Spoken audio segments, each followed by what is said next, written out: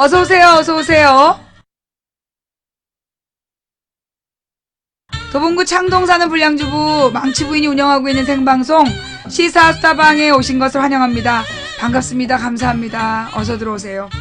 방이 열리자마자 달려와 주신 1500분께 진심으로 감사드리고요. 그리고 또 들어오시자마자 그냥 습관적으로 추천해 주신 1493분께 진심으로 감사드립니다. 아직까지 추천 안 하고 버티는 님들아, 뭐 믿고 그러니? 그리고 후원해주신 모든 분들께 진심으로 감사드립니다. 여러분의 초콜릿으로 우리 망치부인 방송에 강제 추천을 받고 있습니다. 그리고 여러분의 스티커로 망치부인 순위가 한 계단 한 계단 올라가겠지요? 그리고 또 여러분이 보내주신 별풍선으로 요즘에 망치부인 열심히 소송비용을 마련하고 있습니다.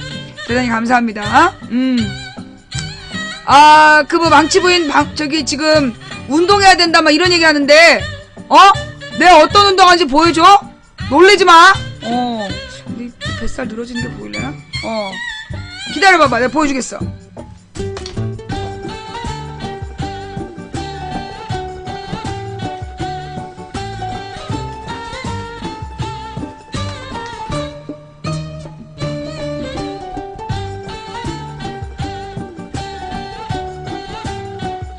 뱃살 보여?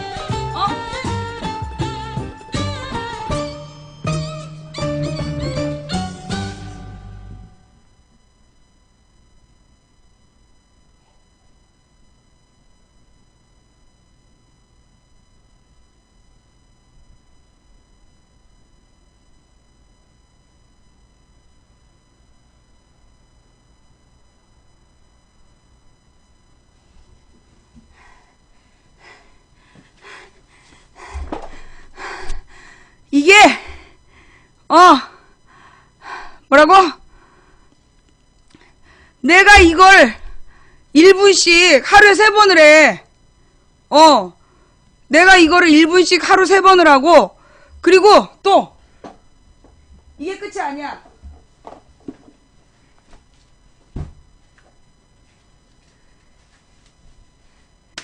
이 뱃살을 줄이기 위해서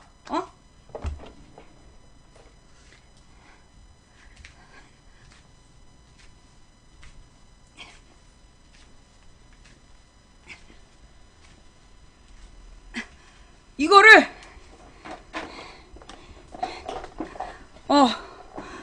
내가 이걸 500개씩 해. 그래서 아까 그거는 한 번에 1분씩 해갖고 하루에 3번. 근데 그거 하면 막 덜덜덜덜 떨려. 덜덜덜덜 떨리면서 되게 힘들어요. 생각보다. 한번 해봐. 생각보다 힘들어. 근데 그거 1분씩 해서 3번 하고, 근데 그걸 하고 나면 뱃살이 좀 줄어드는 것 같아. 잠깐. 예. 잠깐 이렇게 줄어드는 것 같은데, 금방 또 이렇게 불어나. 그 다음에, 이거 있잖아. 이거. 뱃살 구기는 거. 그것도, 여러분 한 번에 100개밖에 못해, 힘들어서. 한 번에 100개밖에 못해갖고, 100개를 하고, 그 다음에, 그니까 이제 쉬는 시간에, 아무 때나, 그러니까 하루 중에 아무 때나 시간이 난다. 한 2, 3분 걸려요, 100개 하려면. 그니까 한 2, 3분만 시간이 나면, 그렇게 해서 하루에 500개 정도 하거든요? 안 빠져. 예. 15시간 공복을 유지해야 된다고? 이 운동을 하고? 미쳤냐? 야, 이까짓 거라고 15시간 굶으면 사람이 미치지! 야, 어떻게 사람이 15시간씩 안 먹고 살아! 별 미친놈을 다 봤네, 진짜! 그냥 내가 뱃살을 튜브 삼아서 내가 이걸로 태평양을 건넜지. 어휴, 내가 이거 먹고, 이거 하고 굶어? 아유, 씨. 15시간 굶어야 돼? 진짜? 말 같지도 않아.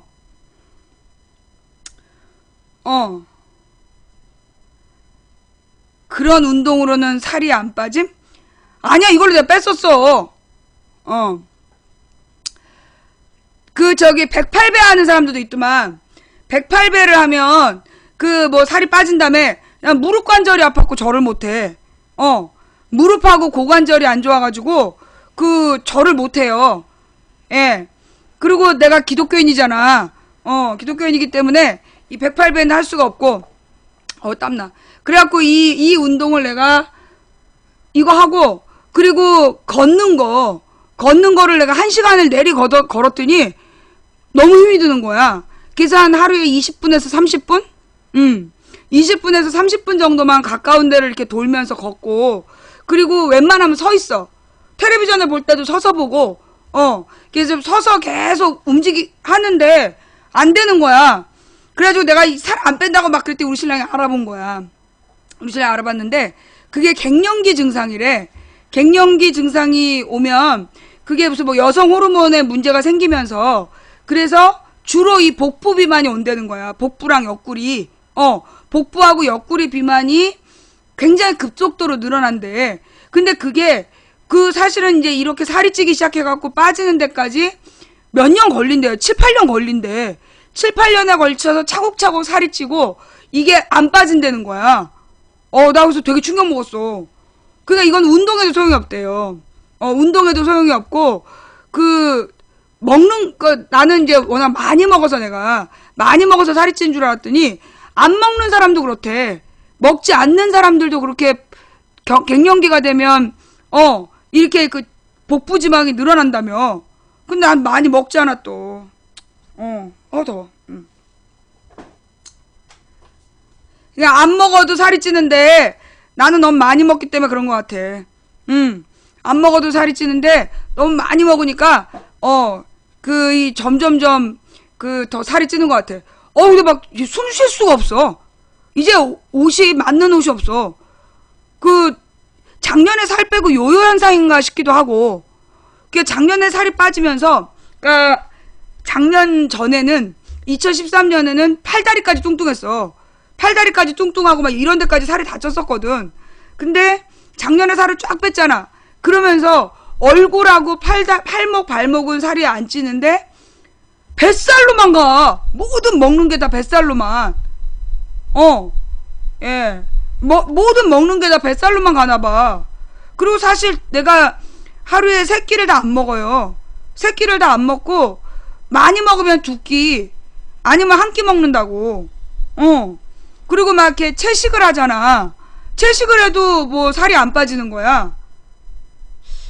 앉아있어. 그러니까 내가 앉아있는 시간이 16시간이라 그런 것 같아. 그리고 앉아서 굉장히 집중을 하잖아요. 너무너무 집중을 하고 막 1분에 뉴스 하나씩 막 보면서 미친 듯이 뉴스를 보다 보니까 이런저런, 그리고 스트레스도 있겠지. 이런저런 간식 안 먹어요. 예. 내 나이 정도 되면 간식이 별로 맞는 게 없어. 그러니까 그때 김태일 대표가 만두를 사왔는데, 한 접시에 만두가 7개인가 8개 들어있더라고. 한 팩에. 근데 그거 이틀에 나눠 먹었어. 하나를 이틀에 나눠 먹고, 그리고 먹는 양이 예전보다 많이 줄었거든요. 그러니까 채소는 많이 먹고, 근데 요즘에 이제 밀가루를 먹으면 소화가 잘 안 돼. 밀가루 같은 걸 먹으면 소화가 잘 안 되니까 잘 안 먹게 되더라고요. 그리고 이렇게 과자나 이런 거 먹잖아. 과자나 밀가루를 먹으면 이렇게 막 부글부글 속이 끓어. 속이 막 부글부글 끓어가지고 안 먹게 돼. 그리고 우리 나이 때는 런닝머신 같은 거 못해. 런닝머신이나 줄넘기 같은 거 잘못하면 우리는 이제 무릎이 나가. 그것도 20, 30대 하는 운동이지. 20, 30대나 런닝머신 뛰고 달리기 하고 그러는 거지. 우리 나이 때는 달리기나 이렇게 무슨 줄넘기나 이런 거 하면 위험해요. 이 아줌마들은 그게 안 돼. 왜냐면 우리들은 아기 낳고 이러면서 이런 관절들이 이렇게 막 벌어진 상태잖아. 근데 사실 30대만 돼도 내가 관절이 아프다는 생각 안 했어요. 30대 때까지는 내가 관절이 아프다는 생각이 안 들었는데 40대가 되면서 관절이 아프기 시작해. 40대가 되면서 관절이 아프기 시작해가지고 몸이 이렇게 좀 축이 나는, 그러니까 하여튼 균형이 안 맞는 것 같아. 전반적으로. 그러니까 내가 20, 30대 때는 운동을 따로 하지 않았어요. 운동을 따로 하지 않고 많이 먹어도 그게 전부 다 이제 에너지로 다 소비가 됐어. 먹는 대로 에너지로. 지금은 하루 종일 안 먹어도 상관이 없는 거야. 하루 종일 안 먹어도 지치질 않아. 그러니까 내가 굉장히 조금만 먹어도 많은 에너지를 내는 그런 스타일인가 봐. 근데 젊었을 때 내가 막 하루에 1시간 자고 이랬다 그랬잖아. 20, 30대 때 하루 1시간만 자고 일을 하고 막 이랬더니 그때 내 몸이 뭔가 좀 고장이 났나 봐.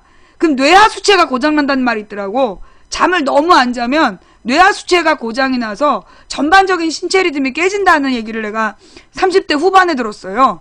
그전에는 그냥 내가 젊어서 할 수 있는 일을 모두 다 하고 죽어버리겠다 이런 생각으로 막 달렸기 때문에 몸 건강에 대한 생각을 안 했어. 그러다 이제 40대가 되니까 진짜 하루가 달라. 40대 초반하고 40대 중반하고 이제 40대 후반으로 가잖아 내가. 하루가 달라 하루가. 그리고 이게 말이에요. 운동을 옛날에는 솔직히 뭐 내가 하루에 등산 4시간 5시간 했었어. 안 믿지? 전혀 못 믿겠지? 내가 30대 때는 등산 하루에 한 4-5시간 멀쩡히 하고 그래서 화장실이 문제였지 등산했다고 힘들고 그러지 않았거든요. 그러니까 자전거 몇 시간씩 타고 그렇게 그래도 뭐 힘든다는 생각 안 들었는데 요즘에 1시간 걸으면 3일 동안 누워 있어야 돼. 뭐 파워워킹이라는 거 있잖아요. 빨리 걷는 거. 빨리 걷는 거를 딱 1시간 걸었다? 3일 동안 누워 있었잖아. 3일 동안 누워 있었어. 회복이 안 돼, 회복이. 이제 아침에 내가 운동을 많이 하면 방송을 못 하니까, 예. 아침에 운동을 하면 방송을 못 하니까, 방송이 끝나면 운동을 한단 말이야. 저녁 때. 한 8시부터 한 12시까지 운동을 하는데, 아니, 운동을 하더니 뱃살이 안 빠지는 거야. 그리고 내가 이제 막 너무나 짜증이 났어. 그때만 이제 신랑이 알아보더니, 이건 우리가 받아들여야 될 문제다. 이게 너무 무리하지 마라. 살 뺀다고 무리할 문제가 아닌 것 같다. 그러면서 이게 갱년기의 자연스러운 증상이기 때문에 산부인과에 가서 여성 호르몬을 뭐 받아 먹으면 좋다는 거야. 산부인과에 가서 여성 호르몬을 처방받아가지고 먹으면 그러면 동안이 되고 뭐 이렇게 여성 호르몬이 늘어나면 뱃살도 빠지고 그런다는 거야. 내가 그랬지. 난 여성 호르몬 안 먹고 싶다고. 그런 거 뭐하러 먹냐고. 그거 안 먹고. 내 신발 어디 갔냐?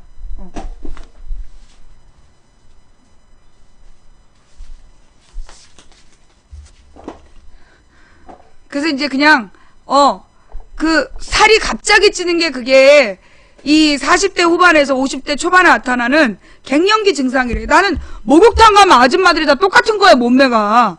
목욕탕에 가면 아줌마들부터, 그러니까 소위 이제 아줌마 할머니들의 몸매는 다 똑같은 거야. 팔다리는 가느다라고 이 중부지방만 이렇게 통나무형으로 고구마같이 생긴 거야. 도대체 저 아줌마들은 왜 이렇게 살을 못 뺄까? 그랬어. 어머, 그게 여성 호르몬 때문이래. 근데 이제 내가 사실은 몇 달 동안, 그러니까 작년에 미국 가면서부터 채소를 안 먹었어요. 미국 가서 한 7개월 채소를 안 먹었단 말이야. 그러면서 몸이 되게 다시 도로 나빠진 것 같아. 혈관도 많이 쓰고. 그리고 요즘에 이제 다시 그 향기나물 채소를 주문해서 먹는데, 입금해야 돼. 또 까먹었네. 머리 깎고 오면서 입금한다고 까먹었다.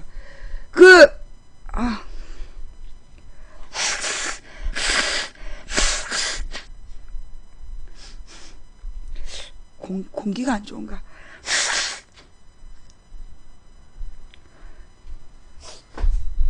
향기나물 채소를 어저께 주문했는데 오늘 왔어. 이제 오늘 신랑이 씻어놓고 가면 내일은 방송이 없는 날이구나. 네, 월요일날 채소 데쳐먹기 보여줄게. 월요일날 망치부인식 채소 데쳐먹기. 아니야 여보, 나 그런 거 안 해먹을 거야. 여보, 난 그런 거 아니야. 지금 회의 중인가? 하여튼 내가 망치부인식 샤브샤브를 보여주겠어.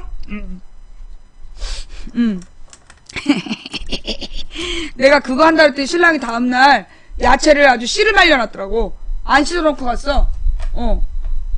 그래서 막 어디 갔냐고 막 다 먹었대. 과연? 월요일날 또 휴방이지. 에이, 화요일 날이나 돼야 되겠네. 오늘이 11일인데, 화요일은 또 다 먹었을 것 같은데? 자, 하여튼, 그 생채소, 그니까 내가 생채소, 아니야, 내가 그때 생채소 말고, 우엉차를 마셨어요, 우엉차. 마테차가 너무 카페인이 많다고 그래가지고, 내가 이제 우엉차를 마셨거든. 근데 그 우엉차가 그렇게 설사가 난다네. 내가 이렇게 장이 꼬여있어. 원래는 안 그랬는데, 옛날에 안 그랬는데, 몇 년 전에 내가 장 내시경을 하러 갔는데, 장 내시경을 하다가 내가 너무 아파갖고 중단이 됐어. 원래 수면 내시경인데, 잠들어 있는데도 너무너무 아파해가지고, 제대로 끝까지 못하고 중간에 중단이 됐는데, 의사가 나를 검사하다 말고 남편을 불렀다는 거야.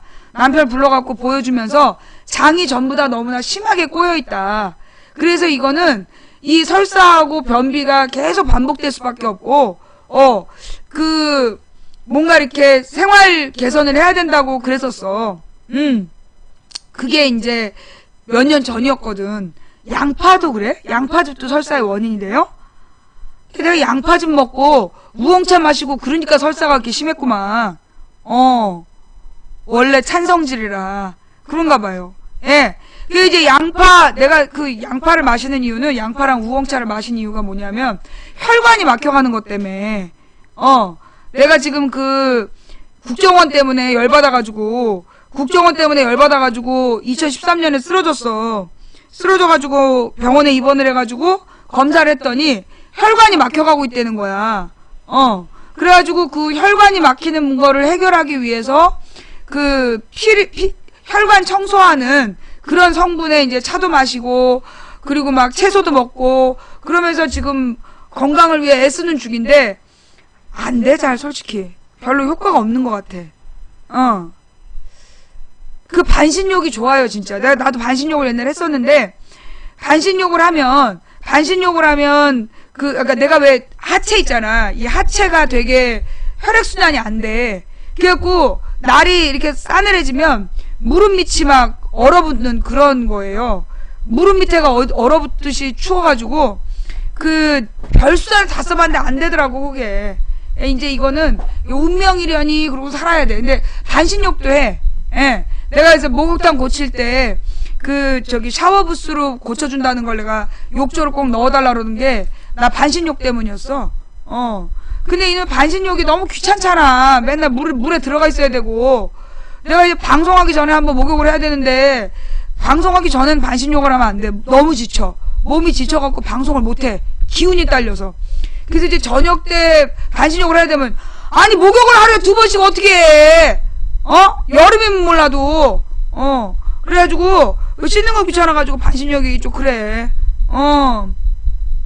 그리고 막, 양치질 2번 하는 것도 내가 요즘에 막 귀찮아 죽겠는데, 어떻게 목욕을 2번이나 해? 아니면, 방송하기 전에 세수를 안 하고 할까? 안 돼. 방송하기 전에, 방송 안 하고 이렇게, 방송하기 전에 세수를 안 하면 머리가 떡이 져갖고, 이 머리가, 짧은 머리가 다 좋은데, 이게 아침에 일어나면 이렇게, 아니, 아침마다 무슨 수탉이 돼 있어. 막 이렇게. 아침마다 수탉이 돼 있어. 내가 잠을 험하게 자나. 꼭 닭머리 마냥 이렇게. 그래서, 방송하기 전에 꼭 씻어야 돼. 예. 짧은 머리는 그게 문제야. 예. 자, 어쨌거나, 그래서, 요즘에 운동을 내가 열심히 하는데 안 되더라. 근데 안 되는 이유가 뭐냐 했더니, 그게, 호르몬 때문이다. 근데 이제 일단 갱년기가 왔는데 그걸 막을 수는 없대요. 그걸 막을 수는 없고, 호르몬 약은 자꾸 먹는 건 안 좋대. 그 호르몬 약이 암을 발생시킨다 그러지 않아요? 호르몬 제제가 그게 유방암을 일으키고 그런다 그러더라고. 그래서 이제 나는 그 호르몬 제제는 먹을 생각이 없고, 그쵸? 예. 그러니까 그 호르몬 제제가 그게 유방암의 원인이 되고 암에 걸린다 그래서 나는 그걸 먹을 생각은 없고, 그래서 이제 붉은 과일, 여자들한테 붉은 과일 좋다 그래갖고 붉은 과일 먹고, 그다음 이제 양파 와인을 해서 먹어. 그러니까 김태일 대표가 며칠 전에 우리 집에 오면서 와인을 사온 거야. 누가 팩트TV 시청자가 망치 부인이 와인 좋아한다 그랬나봐. 근데 보니까 되게 막 포장이 그럴싸하게 비싼 와인 같아. 근데 나는 와인을 기본적으로 2만원 이상 된 와인 싫어해. 나는 2만원 이상 된 와인 싫어하고, 그 다음에 또 화이트 와인은 잘 안 마셔요.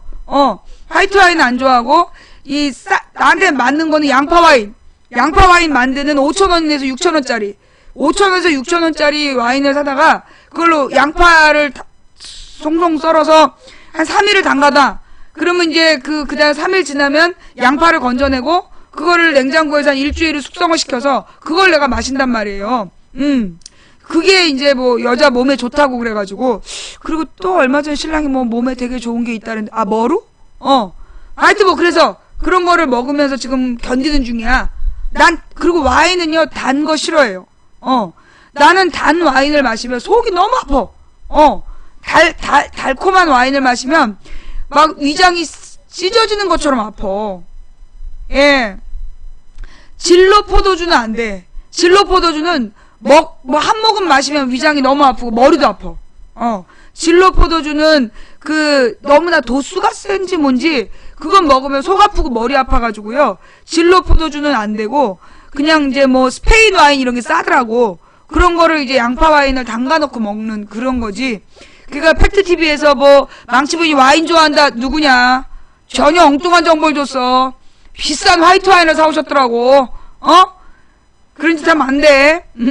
예. 그러니까 나는 이게 달콤한 와인이 되게 머리가 아프고요. 그리고 몸에도 별로 안 좋은 것 같아.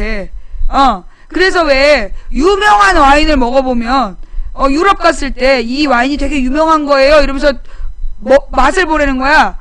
존나 있어. 씁쓸하고 떫고. 근데 그러니까는 유럽에서 와인을 마시는 게, 단 와인은 별로 안 마셔. 단 와인은 안 마시고 씁쓸하고 떫은 와인을 많이 마시더라고요. 그게 건강에 좋은 거래. 건강에 좋은 게 그 떫은 성분이래요. 떫은 성분에서 나온 이게 심장에 도움이 되고 혈액순환을 개선한다는 거야. 그래서 맛이 없지만 그런 와인이 좋은 와인이라고 그러더라고요. 여러분들 와인 마실 때 뭐 괜히 단 와인 마시고 그러지 마. 그러면 왜 서양에도 단 와인 마셔요? 그게 그렇대요. 여러분 왜 서양 사람들 디저트라는 거 있잖아요. 디저트라는 게 보면 막 아이스크림에다가 막 이렇게 시럽을 얹고, 그다음에 버터크림 같은 거 막 얹어갖고 막 먹잖아. 생각만 해도. 그래서 막 너무 단 거 있잖아, 왜. 너무 단 거를 막 먹잖아요. 근데 저걸 왜 먹냐고 그랬어, 내가. 그랬더니 그게 단 걸 먹는 게, 그게 저기래. 입맛을 떨어뜨린대. 예. 입맛을 떨어뜨려서 더 이상 먹고 싶지 않게 만들려고 먹는 게 디저트래. 그래서 그렇게 달대는 거야. 그래서 단 와인도 그런 음식을 다 먹고 더 이상 안 먹겠다는 뜻으로 마시는 거래. 예. 더 이상 안 먹겠다는 뜻으로 마시는 게 달콤한 와인이라니까 아무거나 마시지 마시고요. 예. 하여튼 요즘에 단 게 싫어. 옛날에는 근데 옛날에 내가 단 건 별로 안 좋아했던 것 같은데 단 게 그렇게 안 좋아. 근데 여러분 있잖아요. 진짜 그 얘기 아시죠? 우리가 왜 계속 소금이 안 좋다 그랬잖아. 나트륨이 안 좋다고. 근데 그게 잘못된 정보래요. 예. 그러니까 나트륨이 무조건 나쁜 게 아니래. 우리 몸에 어느 정도 나트륨이 필요하다는 거야. 우리 몸에 어느 정도 나트륨이 있어야지. 나트륨이 지나치게 모자라면 저염증에 걸린대. 저염증의 증상 중에 그런 팔다리 저리고 이런 게 들어가더라고. 팔다리 저리고 혈액순환 안 되고 뭐 그런 게 저염증 증상이 있더라고. 예. 그래서 이 소금을 왜 나이 든 사람들이 짠맛만 느끼고 짠맛을 자꾸 먹잖아요. 그게 나쁘다고 그러는데 아니래. 나이 든 사람은 짜게 먹어야 된대. 나이 든 사람은 짜게 먹어야 되는 게 맞고, 뭐라 그러나, 사실 우리 신체가 어떤 글이 있어. 잇몸이 물러서 이가 약해져서 딱딱한 걸 씹지 못하게 되는 건, 욕심내서 고기 같은 단단한 거 먹지 말고 부드러운 거 조금만 먹으라는 뜻이고, 이 눈이 흐려지는 건 뭘 그렇게 악랄하게 막 가까이 있는 거를 못 보게 되는 게, 그냥 멀리 보고 가라는 뜻이고, 귀가 어두워지는 게 잔소리에 귀 기울이지 말라는 뜻이고, 그래서 이제 우리가 나이가 들어가면서 나타나는 변화를 이렇게 멋있게 써놓은 글이 있더라고요. 근데 이제 우리가 나이가 들면, 나이가 들어가지고 막 짠 거 먹는 거, 그것도 필요해서 그런 거래. 막 먹고, 그게 뭔가 이렇게 몸이 원하는 거는 그냥 그게 순리대로 그런 거야. 예. 그러니까 이제 거기 그냥 따라가는 게 좋고, 근데 이 뭐라 그러나, 짠 거보다 위험한 게 단 거라는 거야. 그 얘기 들었죠? 소금보다 위험한 게 설탕이다. 그래서 이제 이제 이 나트륨 경고가 미국에서 나온 거야. 나트륨 경고가 미국의 FDA에서 나와가지고 전 세계에서 나트륨에 대한 경고를 했단 말이야. 그래서 우리나라의 간장고추장 된장이 너무 짜가지고 그래서 암이 많다고 막 그랬잖아. 개소리였어. 알고 보니까 된장, 우리나라에서 왜 그 옛날식 재래식 된장 있잖아요. 집에서 담그던 된장. 그게 천연 항암제래. 옛날 집에서 담그던 된장이 그게 천연 항암제라는 거야. 실제로 암 걸린 사람이 시골에 내려가서 된장을 만들어 먹은 거야. 된장만 만들어 먹고 나왔대잖아. 그래서 지금 된장 장사한대. 그러니까는 이게 우리의 그 60, 70년대 박정희 시대에 가짜 학자들이 나와가지고 개소리를 정말 많이 한 거야. 우리나라 김치가 나쁘다. 김치가 너무 짜서 건강에 안 좋다. 간장고추장 된장이 암의 원인이다. 쌀이 밀가루보다 지능을 떨어뜨린다. 그런 개소리를 했던 거야. 그래가지고 그 시절에 잘못된 정보로 지금의 우리 어른들이 살고 있는 거 아니에요. 그게 되게 잘못된 얘기래. 그리고 이제 일단 그 미국에서는 그래서 FDA에서 소금보다 설탕 주의보를 내린 거야. 비만의 원인이며 그 다음에 혈관을 끈적끈적하게 하는 게 그게 설탕이 나쁜 거라는 거야. 근데 보니까 보통 이제 미국 음식이 짜고 달고 그랬던 거야. 그 짠맛이 너무 강하면 설탕을 넣어서 중화시켰대요. 그 얘기 알아요? 너무나 짜면 설탕을 넣으면 짠맛이 중화된다는 거야. 그래갖고 이렇게 소금을 넣고 거기다 설탕을 또 이렇게 많이 넣은 거지. 그래서 그 설탕이 그렇게 몸에 안 좋은 거래. 그래서 외국은 요즘에 그러니까 미국에서는 설탕 흡수량을 줄이는 운동을 전개하고 있다는 거예요. 근데 우리나라에 잘 나가는 우리나라에서 지금 모든 방송사에서 밀고 있는 요리사가 뻑하면 설탕을 넣으라고 그러는 거 아니야. 뭐래? 시간 가는 줄 모르고 계속 보는 방송. 아싸!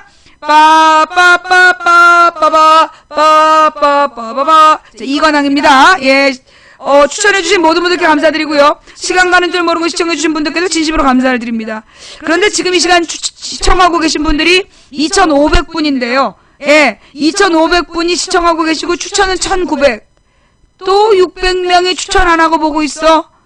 니들의 존재는 누구니?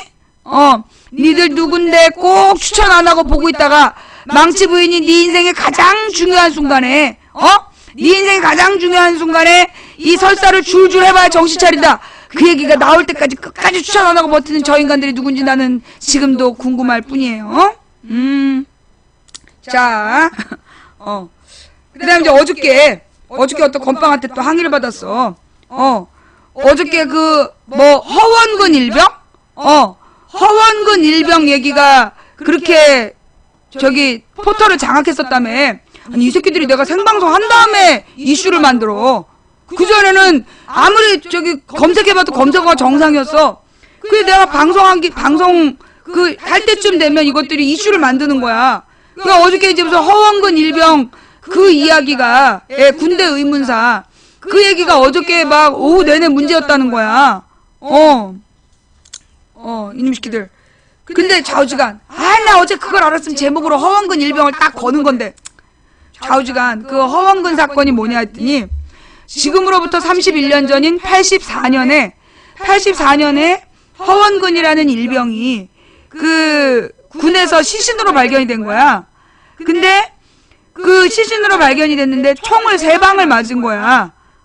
가슴에 2발, 머리에 2발을 맞고 죽은 시신으로 발견이 됐는데 이걸 자살로 결론을 내렸다는 거야. 근데 이게 뭐 그것이 알고 싶다인가 여러 번 나왔다면서요. 근데 이제 맨 처음에 초동 수사 때, 처음 사건 때 이거 타살이다라고 결론을 내렸다는 거야. 맨 처음에 이 사건을 접한 사람이 이거 타살이다. 그리고 그날 어떤 하사가 타살이란 증언도 했대. 타살이란 증언을 하고 맨 처음에 본 의사도 이건 타살이라고 얘기를 했다는 거야. 왜냐하면 M16 소총을 3발을 자기한테 쏠 수가 없다는 거야. 한 발만 쏘면 죽기 때문에, 한 발만 쏘면 온몸이 막 파편이 되기 때문에 3발씩 쏠 수가 없다는 거야. 본인이 자살을 하기 위해서. 근데 자기 가슴에 2발을 쏘고 자기 머리에 1발을 쏴가지고 3발을 쏴서 죽었는데, 이게 이제 1심에서는 타살이다 라고 결론이 내렸는데, 이걸 2심에서 타살이라는 증거가 없다 그랬대. 타살의 사유가 없다 그러면서 타살이 아니라고 결론을 내렸다는 거야. 근데 그게 어저께 대법원에서 판결이 났다며 자살인지 타살인지 확인할 수 없다. 자살인지 타살인지 확인할 수 없다. 그렇게 대법원에서 결론이 났다는 거야. 이게 말이 되냐고. 그게 어떻게 군대를 안 간 것 같아, 판사가. 그 판사 주변에는, 그 대법원 판사, 이게 중부 판사가 있을 거 아니야. 그 대법원 판사 주변엔 군대 가본 사람이 없는 것 같아. 그죠? 그러니까, 그 M16을 3발을 자기한테 쏠 수 있다는 그런 말 같지도 않은 얘기를 자살인지 타살인지 결론을 내릴 수 없다라는 게 그래서 나온 것 같아. 판사가 미필이야? 그 판사에 대해서 알아봐야 돼. 아니, M16으로 어떻게 자기 몸에 3발을 쏴? 말 같지도 않은 거지. 31년 만에 결국은 다시 의문사가 된 거야. 근데 이제 이게 노무현 정부 때 군 의문사 진상조사위원회가 만들어졌다며. 그래서 여기에서 조사를 도와준 거야. 그래서 많은 정보들을 찾아냈대요. 그래서 타살이라는 증언도 찾아내고, 초기에 그 타살이라는 의사의 보고서도 그러니까 의사가 초기에 타살이라고 얘기했다는 증언도 찾아내고, 그런 것들을 해가지고 재심을 청구를 했는데, 그래서 1심에서 고상만 조사관 아니었어. 연대에 있는 어떤 연구원이래. 1심에서 자살이 아니라는 타살이라는 결론을 내렸는데 2심에서 뒤집어졌다는 거야. 이유가 뭔지. 그 이유가 뭔지. 그러면서 이 대법원이, 지금 이 대법원이 이 어저께 자살인지 타살인지 알 수 없다는 결론을 내렸는데, 이거는 정상적인 판결이 아니죠. 논리적이고 상식적으로 생각을 해서 M16을 어떻게 자기한테 3발을 쏘냐고. 거기다가 그 사건 현장의 사진을 보면 원래 이게 이제 M16을 자기한테 쏘면 그게 막 몸이 이 살점이나 이런 것들이 튕겨 나가면서 흔적이 남는데 막 어마어마한 피와, 그런데 발견된 현장에 피가 없었대. 발견된 현장에 피도 없고 뼈 조각도 없고 그랬다는 거야. 그래서 이건 말이 안 되는 사건이었는데 이걸 자살인지 타살인지 모르겠다. 그렇게 결론을 내리면서, 다만 초기에 헌병대에서 수사를 제대로 못했다라고 결론을 내리고 끝났다는 거야. 그래서 그 아버지한테 3억 원을 배상해라. 그게 돈 3억 원으로 해결될 문제냐고. 그게 돈 3억 원으로 해결될 문제냐고. 근데 그 아들이 키가 180이 넘는 너무 잘생긴 훈남이었대. 이 아버지가 미치는 거야. 31년 전에 그렇게 잘생긴 아들을 군대에 보냈는데 헌병대에서 그렇게 죽은 거야. 헌병대에서 그렇게 죽은 건데, 그걸 헌병이 지들끼리 수사를 해서 이게 덮은 거예요. 그 지들끼리 수사해가지고 이걸 사건을 무마하고 덮은 거야. 기가 막히는 일이지. 이걸 또 이 얘기를 듣고 또 외모 지상주의란다. 아유, 진짜 들어올 때 말이에요. 방송에 들어올 때 저기 IQ 검사하는 프로그램을 나라 아프리카가 참 개발해 주길 바래. 그래서 문제를 딱 내고 문제를 푼 인간들만 들어올 수 있게. 그리고 이렇게 문제를 내가 음성으로 문제를 내는 거야. 내가 들어올 때 문제를 음성으로 내고 그걸 듣고 그 문제를 소리로 듣고 풀어야 들어오는. 그래야 스피커 안 킨 요원들 못 들어오고, 스피커 안 킨 요원들 못 들어오고 지능이 안 되면 못 들어오지. 아유, 요즘에는 그냥 이렇게 띨띨한 애들이 너무 많이 들어와. 아유, 정말 좌우지간 하던 얘기로 돌아가면, 허왕근 일병에 대한 대법원의 판결을 보고 어떤 나의 페북 패친이 그렇게 썼더라고. 자신의 몸에 세 발을 M16 소총을 세 발 쏘고 죽었다라는 결론을 내린 대법원이 어제 그 판결로 자살한 거다. 그 말이 딱 맞는 것 같아요. M16 소총을 자기 몸에 세 발을 쏘고 자살했다는 대법원의 판결은 대법원이 자살했다는 뜻이다. 딱 맞는 것 같아. 그죠? 예. 이건 대법원이 자살했다는 뜻이다. 그러면서 사실 지금 이제 우리 대법원에 12명의 판사가 있다며. 난 9명인 줄 알았는데 12명이더라. 12명의 판사 중에 그 골 때리는 판사가 8명인가 있어. 골 때리는 판사가 8명인가 있는데 그들이 문제인 것 같아요. 걔네들이 지금 대한민국의 사법부의 명예와 사법부의 권위를 땅바닥에 내팽개치고 짓밟고 있는 것 같아. 내가 이 대법원 앞에서 한번 날 잡을까 생각 중이야. 대법원 앞에서 내가 한번 일을 한번 치러야 되겠다 그런 생각이 들어. 지금 준비 중이야. 이게 내가 그랬잖아요. 어느 나라가 민주주의 국가냐 아니냐는 법원이, 사법부가 공정한 판결을 하느냐 마느냐의 문제야.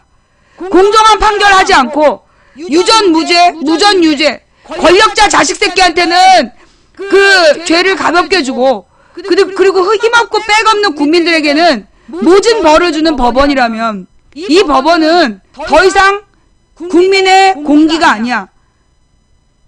온 국민이 대법원에 불질러야 될 날이 올 수도 있어. 이런 식으로 판결하면, 무엇보다 여러분 어저께 어저께 이제 막 방송 마지막에 떴는데, 내가 이제 그걸 무시를 했잖아. 그리고 이제 왜냐면 그게 그런 거 함부로 다뤘다가, 뭐 말 잘못했다고 시비 걸고 들어오면 또 골치 아프잖아. 하루를 기다렸어. 예. 어제 오전부터 떴던 게 소위 이제 그 유력 정치인의 친인척이 마약을 했다. 그것도 마약을 15번이나 했다. 그거 아니야? 그런데 얘가 집행유예를 받았다. 징역 3년에 집행유예 4년을 받았다는 거야. 그런데 그게 누구냐? 그게 누구냐에 대해서 동아일보가 맨 처음에 보도하고 미디어오늘이 보강으로 보도를 한 다음에 그게 밝혀졌어. 김무성의 사위라는 거. 김무성의 사위라는 게 밝혀지자마자 언론에서 뭐라고 쓰냐면, 여러분 생각해봐요. 만약에 문재인의 사위가 마약을 했다면 지금 대한민국 언론이 저렇게 기사 쓸까요? 어제 긴급 속보, 긴급이야. 자막도 나와 있어. 그 자막 사진 좀 올려봐. 긴급이라는 글을 앞에 달고, 김무성 딸 32년 동안 속 안 썩여. 그게 긴급 속보야. 이 대한민국 이 종편이라는 것들이 언론으로 그렇게 보도를 한 거야. 긴급 속보, 김무성 딸 32년 동안 속 안 썩여. 그게 지금 속보냐? 그것도 긴급한 속보냐? 니네가 미친 거야. 이게 무슨 속보야 그게. 그러자 그 밑에 댓글이 달렸다며. 40년이 부록이 넘는 나이에 부록이 넘도록 마약 한 번도 안 해보고 약쟁이 남편을 데려오지도 않고 그런 나는 속보에 다뤄주지도 않는 더러운 세상. 나이 40이 넘도록 그 부모님 속 썩인 적 없고 남편이 마약도 안 하고 심지어 담배도 안 피우는 나는 속보가 돼보지 못하는 더러운 세상. 그런 게 댓글로 달렸대.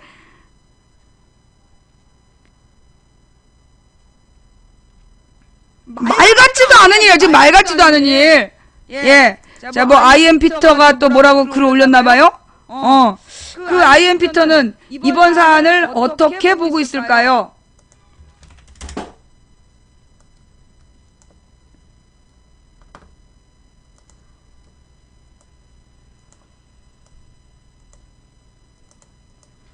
마약 사위둔 김무성의 기막힌 반전. 정치 비리 드라마에서 막장 애정 드라마로 바뀌다. 법원은 양형 기준의 하한을 깨고 집유, 검은 항소 포기. 이게 중요한 말이네. 마약 상습 투약 유력 정치인의 인척 봐주기 논란. 양형 기준의 하한이라는 게 뭐냐면 이 법원에서 어떤 사안에 대해서 형벌을 줄 때, 법원에서 판결을 할 때 적어도 이거 이상 줘야 된다. 이 이상 형을 줘야 된다. 그게 양형 하한이야. 한마디로 이 양형 하한이 뭐냐면 적어도 실형 4년 이상, 실형 4년 이상 9년을 줘야 된다. 그게 이 법원의 양형 기준이래. 아니, 이 마약 사범에 대한, 마약 상습 투약에 대한 최하가 4년 이상의 실형을 선고해야 된다는 거야. 그런데 이걸 깨고 징역 3년에 집행유예를 준 거는 이건 말도 안 되는 판결이다. 그런데 문제는 검찰이 항소도 안 했다. 그래서 이게 마약을 상습 투약한 유력 정치인의 인척을 봐주는 거다 라는 이제 논란이 일었다는 신문이야. 이게 이제 동아일보의 기사인데, 10월 9일 동아일보는 재산가의 아들이 2년 반 동안 코카인 등 마약류를 15자리 투약한 혐의로 구속됐으나 법원이 집행유예를 선고하고 검찰은 항소하지 않아 봐주기 논란이 일고 있다며 마약 상습 투약 유력 정치인의 인척 관련 기사를 내보냈습니다. 동아일보는 정치인의 이름이나 자산가의 아들을 공개하지 않았습니다. 그러나 미디어오늘은 상습 마약 투약자는 김무성 새누리당 대표 사위라며 실명을 공개했습니다. 김무성 새누리당 대표는 마약 상습 투약자가 자신의 사위란 사실이 밝혀지자 국회에서 긴급 간담회를 열어 자신은 판결을 나중에 알았고 파혼을 요구했으나 딸의 간곡한 요청과 사위의 뉘우침 때문에 결혼을 허락했다. 결혼 전부터 알았다는 거야. 결혼 전부터 알았다는 얘기죠. 누가 봐도 봐주기, 대권이 위험하다. 마약 상습 투약자로 집행유예를 받은 사람은 새누리당 김무성 대표의 차녀 김현경 씨의 남편 이상균 씨입니다. 이상균 씨는 충북 지역 출신의 재력가인 신라개발 이준용 회장의 아들입니다. 피고인을 징역 3년에 처한다. 다만 이 판결을 확정일로부터 4년간 위형의 집행을 유예한다. 다수법 가중에 따른 최종 형량 범위는 4년에서 9년 6개월을, 이게 하한선이야. 그러니까 4년이 최하야. 그리고 적어도 4년에서 9년 6개월형을 줘야 되는 형벌인데 이 징역 3년에 집행유예 4년을 때렸다는 얘기야.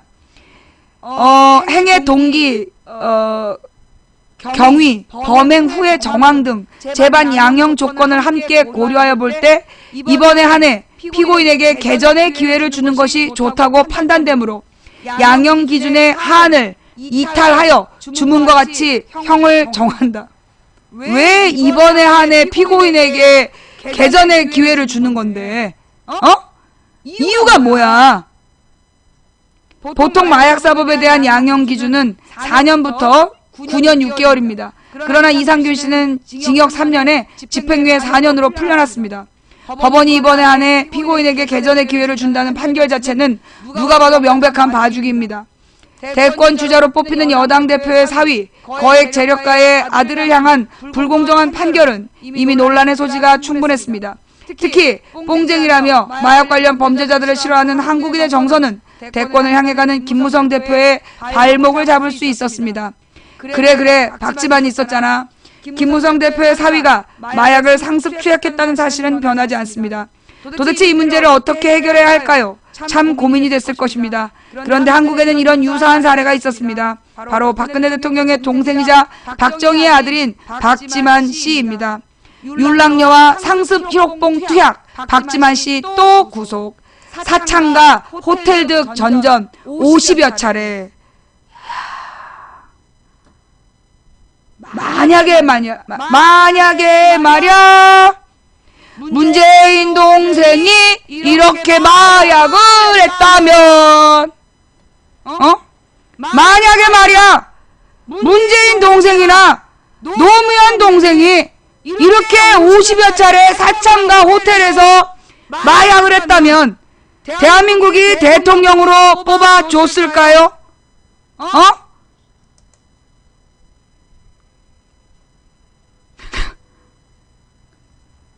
경축 박지만 등남을 축하합니다. 전직 대통령 아들이라는 신분도 물론 고려 대상이었으나 부모를 모두 흉탄에 이른 데 대한 동종 여론이 불구속의 주된 이유였대. 연병. 아유, 지랄이 창궐을 해요. 박지만 씨는 1989년부터 상습적으로 히로뽕을 투약했습니다. 사창가를 돌며 율랑녀와 함께 히로뽕을 투약했던 사람이 만약 연예인이었으면 사회적으로 매장됐을 것입니다. 그러나 박지만 씨는 구속도 안 된 거야? 불구속됐습니다. 이유는 전직 대통령의 아들이자 부모가 모두 총을 맞고 사망했다는 동정 여론 때문이었습니다. 박지만 씨가 처음 히로뽕 상습 투약으로 불구속됐던 나이가 31살이었습니다. 20대 초반도 아니었지만 박 대통령의 아들이자 부모가 숨진 불쌍한 아이로 법의 처벌을 피했습니다. 31살에 부모가 흉탄에 맞아 죽은 아들이라서 나이든 사람들은 일반인이나 연예인이었으면 쌍욕을 해댔을 박지만 씨의 히로뽕 상습 투약에 관대했고 오히려 그를 응원하기도 했습니다. 김무성 대표가 사위의 마약 상습 투약 이슈를 피하는 방법은 박지만 씨의 경우처럼 동정 여론을 만드는 일이었습니다. 김무성 대표는 사위가 아닌 딸을 내세웠습니다. 긴급 김무성 딸 32년간 한 번도 속 썩인 적 없어. 이게 긴급 뉴스 속보야. 이게 MBN이라는 언론사의 긴급 뉴스 속보야. 김무성 딸 32년간 한 번도 속 썩인 적 없어. 기가 막힌다. 기가 막혀. 김무성 대표는 딸이 32년간 한 번도 속을 썩인 적이 없었다고 말하며 딸의 선택에 자신도 어쩔 수가 없었다고 밝혔습니다. 김무성 대표가 긴급 간담회에서 말한 얘기는 바로 뉴스 속보로 종편에 도배됐습니다. 도대체 김무성 대표의 딸이 아버지를 속 썩인 적이 없다는 말이 어떻게 뉴스 속보이자 긴급이 될 수 있는지 상식적으로 이해가 되지 않습니다. 그러나 언론은 마약을 투약한 사위에 대한 처벌보다 딸과 아버지의 관계에 포커스를 맞췄습니다. 자식 이기는 부모 없잖아. 딸이 울면서 결혼을 원해. 정치비리 법정 드라마에서 막장 애정 드라마로 쪽대본이 바뀌다. 김무성 새누리당 대표는 딸이 울면서 결혼을 원했고 자식을 이기는 부모가 없어 마약 투약 사실을 알고도 어쩔 수 없이 결혼을 허락했다는 그림을 제시했습니다. 한국인의 언론과 여론은 자식을 이길 수 없었던 불쌍한 아빠로 김무성 대표를 포장하고 있습니다. 대한민국 권력의 최상층에 있는 대권주자의 딸이 유명 클럽이나 지방 리조트에서 15차례나 상습적으로 코카인을 투약했던 방탕한 부잣집 아들을 사랑한 순정파 교수로 바뀌었습니다. 김무성 대표의 사위 이상균 씨 아들 이준용 신라개발 회장은 2006년에 10억 뇌물 사건으로 구속됐던 인물입니다. 가문이 야. 뇌물과 히로뽕, 정치인, 부당한 판결이 연루된 정치비리 사회 고발 드라마가 갑자기 막장 애정 드라마로 쪽대본이 바뀐 셈입니다.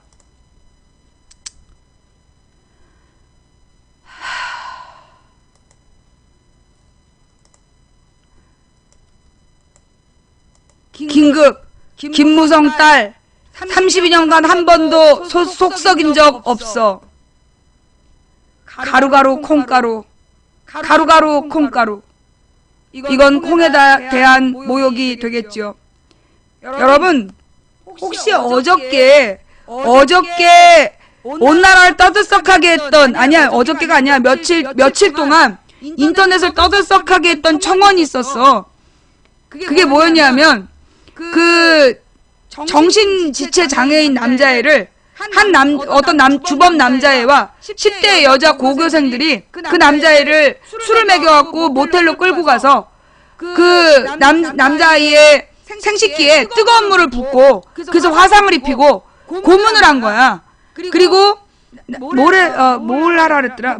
걔한테 뭘 요구했는데 그 지체장애인이 못하겠다 그랬더니 그런 고문을 한 거야. 그 다음에 이 아이를 끌고 차를 타고 돌아다니면서 장기 밀매 조직한테 연락을 하자.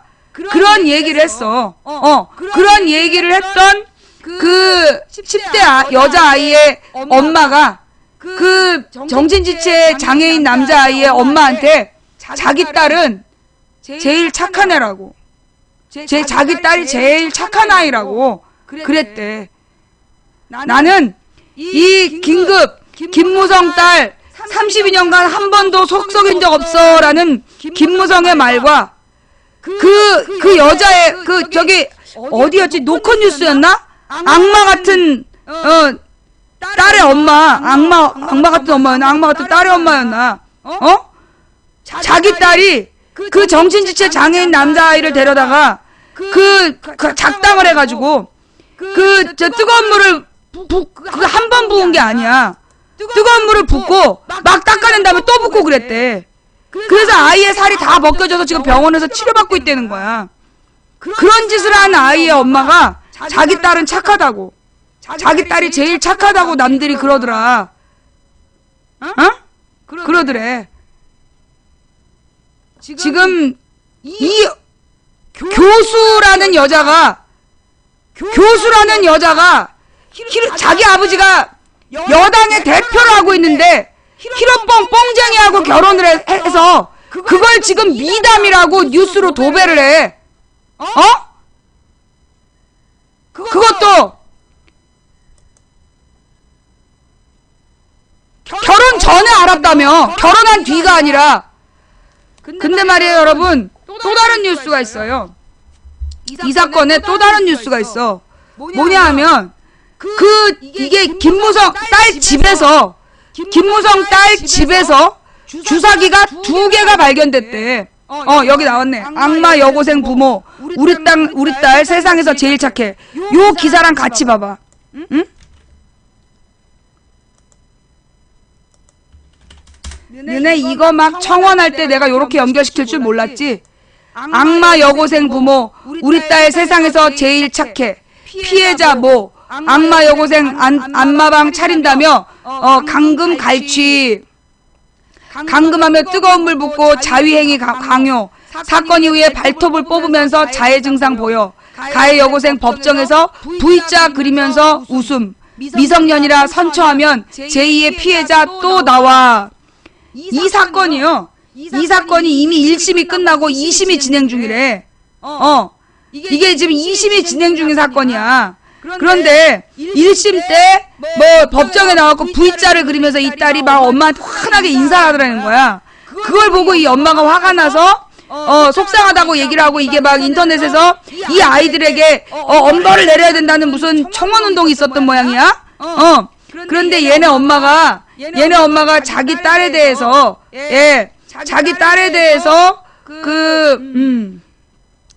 공익근무요원으로 일을 잘 하다가 애를 잡아서 자위행위를 시켰고 실신한 상태에서 또 두들겨 패고 난 뒤 아랫배 남자 성기 부분에다가 뜨거운 물을 부은 거예요. 그래서 물집이 생기니까 다시 손으로 뜯어가지고 또 물을 끓여서 또 부은 거예요. 이런 짓을 했는데 이게 돈 1,000만 원이 필요하다고 돈 내놓으라고. 안마 시술소를 차리게 돈 1,000만 원을 내놓으라는데 애가 돈이 없다 그랬더니 이런 짓을 한 거야. 남자 주동자랑 같이 돌아다니면서 장기 매매까지 의논을 했다. 애가 24시간 맞으니까 실신을 했다. 그러자 애가 무섭고 일이 커지니까 카지노에다 팔까, 매매업자한테 팔까, 이런 모의를 했다. 그 다음에 합의를 해서 아들을 차에다 싣고 돌아다녔던 거다. 충북에서 천안까지 갔다가 오산에서 걸리게 된 거다. 걔네들이 그때 못 찾았으면 우리 자식은 지금 없었겠지요. 정말 참혹한 이건데 1심 때 재판정에 들어가서 앉아있으니까 그 가해자 학생들이 여자아이들이 딱 들어오더라고요. 그런데 그 중에 한 명이 자기 엄마를 보면서 V자를 하고 환하게 웃으면서 돌아오는 거예요. 네, 웃으면서요. 나 그거 보고 너무 경악했습니다.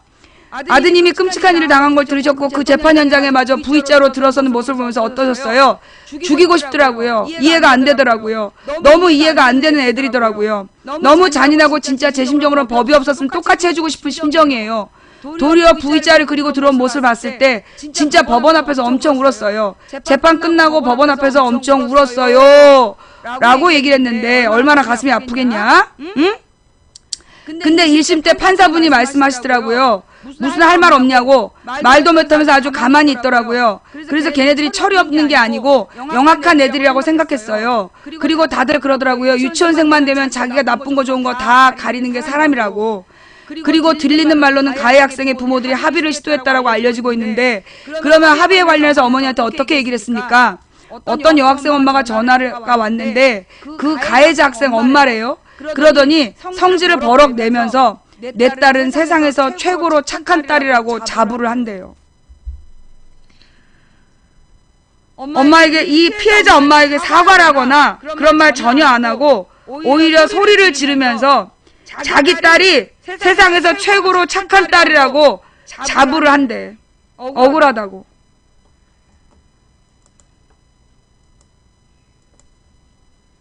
김무성 딸 32년간 한 번도 썩인 적 없어.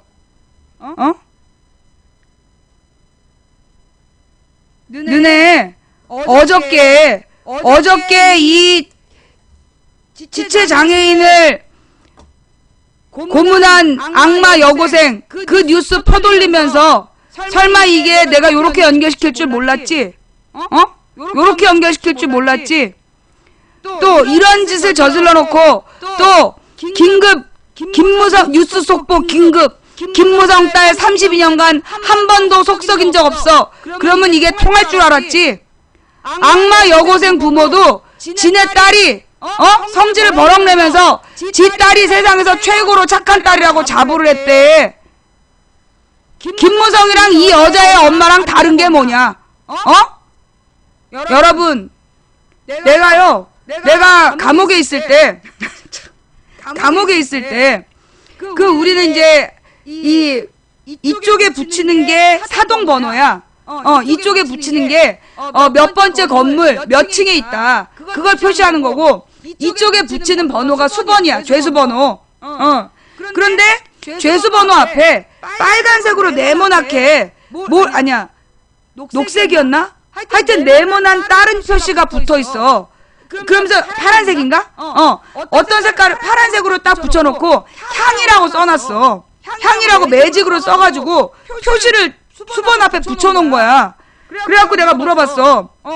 그 저기 향자는 뭐냐고. 그랬더니만 향정신성 의약품 그 취급에 대한 문제라는 거야. 그래서 그 향정신성 의약품이 뭐냐. 그랬더니만 프로폴리스 아니야 프로폴리스는 좋은 거고 프로포폴. 왜 그때 나 감옥 갔을 때 프로포폴 연예인 사건 있었잖아. 그러면서 그 프로포폴을 그 투약한 혐의로 자주 주사 맞았다고 구속돼 있더라니까 여자가. 프로포폴 왜 그 우유 주사 있잖아. 프로포폴을 주사 맞아서 감옥에 와 있는 거야. 연예인도 아닌데. 그걸 자주 맞았다든가 무슨 간호사인데 그걸 유통을 시켰다든가 막 이래가지고 감옥에 와 있는데 애기 엄마였어. 애기 엄마이고 그 애기 엄마 그 애기가 우리가 면회하러 가서 보니까 아주 어린 애기를 아빠가 데리고 와서 면회를 하더라고. 내가 그걸 보면서 야 이게 우리나라가 향정신성 의약품에 대한 처벌이 참 강한 나라이구나 그런 생각을 하면서 나왔어. 근데 보니까 그게 일반 국민한테는 강해. 일반 국민한테는 이런 저기 뭐야 프로포폴이니 뭐 향정신성 의약품 마약 이런 거에 대한 처벌이 아주 강한데 뭐 박근혜 동생이나 김무성 딸 뭐 김무성 사위나 그 뭐 새누리당 쪽 사람들한테는 그 법이 안 통하는 것 같아. 정말 법 앞에 평등이라는 민주주의의 원칙이 다시 한번 무너지는 상황이야. 여러분 한번 생각해 보세요. 여러분 그 추석 때 가족들한테 한번 물어봐. 만약에 노무현 사위가 마약을 했다. 그럼 우리나라 언론이 저러겠냐고. 긴급 속보! 노무현 딸 32년 동안 속 썩인 적 없다. 그렇게 내보내 줬겠어? 문재인 사위가 마약을 했으면, 그것도 15번이나 마약을 했으면, 긴급 속보! 문재인 사위 32년 동안 문재인 딸 32년 동안 속 썩인 적 없어. 그런 속보 내주겠어? 김무성 사위가요 15번 상습 투약을 했다니까? 그런데 집행유예를 받았다고. 우리 일반 국민이 3번만 마약 투약해도 구속이야. 3번만 마약 투약해도 구속이라고. 2번만 해도 그럴걸? 2번 이상이 상습 투약이야. 그런데 15년 15번이나 그 짓거리 했는데 집행유예 받았어. 15번이나 희로법을 했는데 집행유예 받았어. 어떤 걸그룹 여자애가 무슨 정신과 치료약을, 우울증 치료약을 미국에서 받아 먹다가 얘가 이거를 우리나라로 수입을 하려 했더니 이게 걸린 거야, 통관에. 이게 향정신성 의약품에 걸린 거야. 근데 얘는 그 약이 없으면 안 됐던 애야. 그래서 이걸 과자봉지인가 사탕봉지에다가 넣어가지고 친척 집으로 배달을 받아서 그걸 먹은 거야. 어떻게 됐게? 걔 매장됐잖아. 걔 매장되고 지금 텔레비전 안 나오죠? 그죠? 연예인이나 야당 정치인의 자식 또는 야당 정치인의 친인척이나 연예인이 이랬다면 사회적으로 매장당하고 다시는 빛을 못 보게 되지. 그런데 이 김무성 사위라서 딸이 32년 동안 속을 안 썩여? 하긴 뭐 악마의 고생 엄마도 지 딸이 세상에서 제일 착하대는데 김무성 딸도 속을 안 썩었나 보지. 아니면 무슨 짓을 해도 속이 안 썩었나 보지. 자, 그런데 여기서 중요한 뉴스는 바로 이거예요. 우리가 여기서 다 같이 분노해야 될 부분은 이 정도가 아니야. 바로 이 부분이야.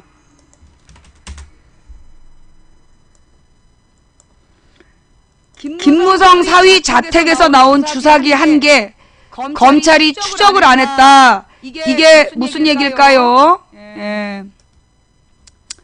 검찰이 용의자를 좁혀놓고도 DNA 추적을 안 하고 종결시켰대. 집행유예 양형 논란도 여전. 누군가 마약을 했는데 수사도 안 했단 얘기야.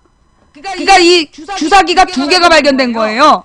김무성 새누리당 대표 차녀와 결혼한 재력가 자제 이모 씨가 마약 투약 전과가 잠깐만.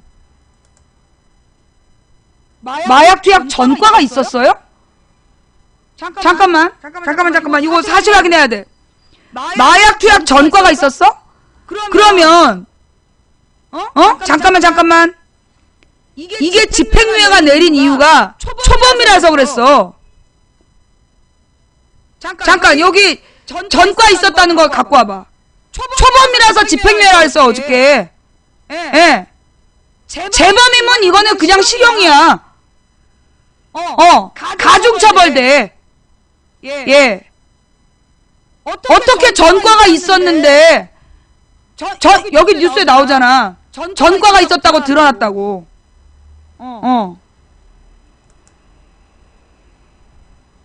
이 김무성 사위가 마약 투약 전과가 있었다고 드러난 가운데 검찰이 이 씨의 자택을 수색하는 과정에서 제3자의 것으로 추정되는 주사기를 확보했던 것으로 알려졌다. 뭘 다시 읽어봐. 지금 여기서 전과 있다고 나왔잖아. 근데 나는 전과 있다는 기사를 못 봤거든요. 예.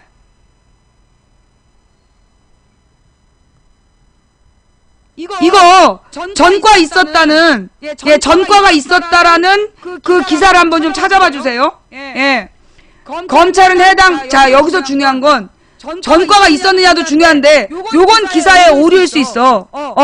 전과가 있었는지 없었는지 한번 우리가 확인하기로 하고요. 만약에 전과가 있었다면 전과가 있었다라면 그러니까 다른 기사를 한번 찾아봐 주시고 잠깐 집중.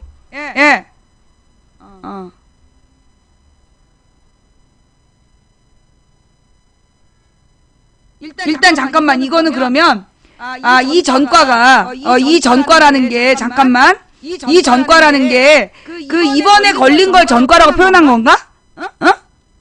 그러니까 이 전과가 있는 것으로 드러난 가운데 이게 아마 그러니까 이제 이번에 걸린 걸 전과라고 표현한 건가? 잠깐만요. 한국일보에서는 뭐라고 났어요? 뭐야? 예.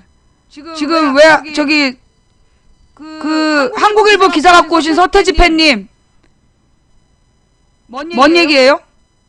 15번 했다고 전과라고 표현하지 않아요. 전과라는 건 법적으로 뭐 벌금형 이상에 처해진 거, 그걸 전과라 그래요. 예.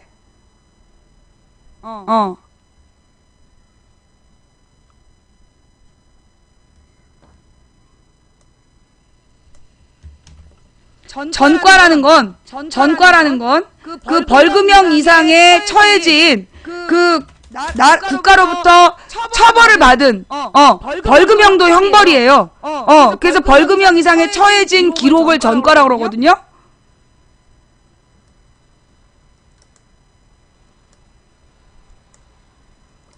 김무성 마약 사위 전과 마약 전과 사위 감싸주기 해명 논란만 키운다. 이게 무슨 얘기지?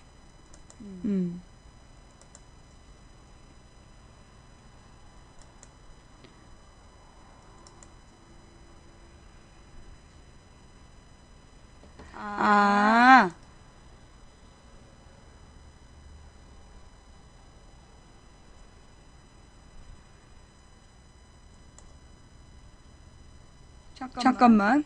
그러니까 이번 사건을 얘기하는 거네.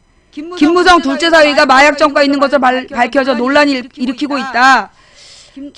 기자 간담회에서 둘째 사위의 마약 전과에 대해서는 결혼 전 관련 사실을 알고 파혼을 권유했지만 딸이 결혼을 고집해 어쩔 수 없이 허락했다고 고백했다. 김무성은 사위의 마약 전과는 재판이 끝나고 출석한 지 한 달 정도 지나서 내용을 알게 됐다. 잠깐만, 이게 무슨 얘기야? 이게 말이 전과가 있었다는 거야, 없었다는 거야? 마약 전과는 재판 끝나고 출석한 지 한 달 정도 지나서 이 내용을 알게 됐다. 그래서 부모된 마음에 자식한테 절대 안 된다, 파혼이다라고 설득했다라고 말문을 열었다.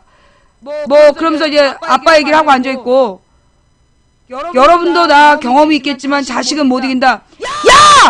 우리는 딸내미가 마약쟁이를 사위라고 데려오겠다는 적이 없어! 어디서 경험이 있다고 물어봐! 이거 뭔 얘기지? 그러니까 이게 김무성의 그러니까 김무성 이번 거 집행유예 이걸 전과라고 표현한 거네. 그죠? 그러니까 김무성의 둘째 사위가 집행유예 이번에 집행유예 받은 게 이게 전과라고 표현한 거네. 그죠? 그러니까 이게 뭐 초범이라서 집행유예를 받은 이번 이 하나가 이게 마약 전과?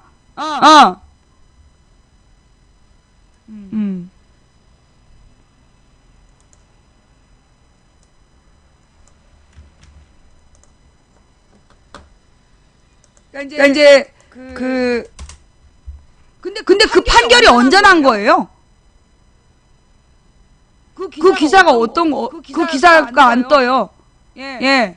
지금 주신 기사를 링크하면요. 주소를 치면 이렇게 한겨레 저기로 가요. 메인으로 가요. 한겨레 하면 지금 저기 여비고님이랑 참사장님이 주신 주소를 치면 엉뚱한 페이지로 가. 무슨 기사야? 무슨 기사야? 예. 잠깐만요.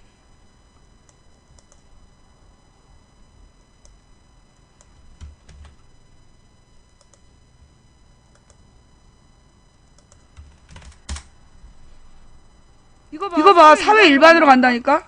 이 페이지를 찾을 수 없습니다. 이 페이지를 찾을 수 없다, 이렇게 나와요.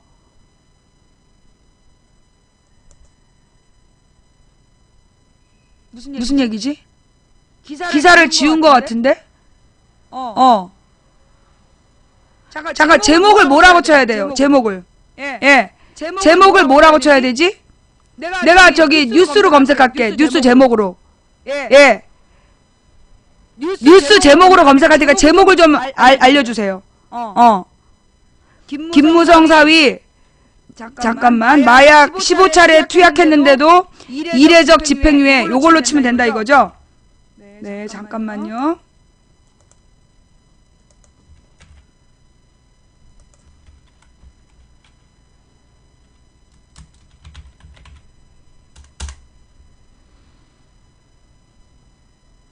이 기사를 왜 보라는 거죠?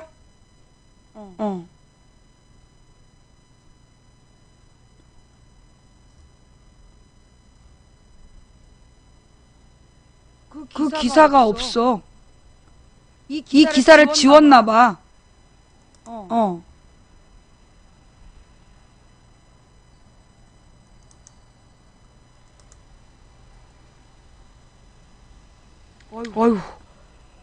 숨긴 거야?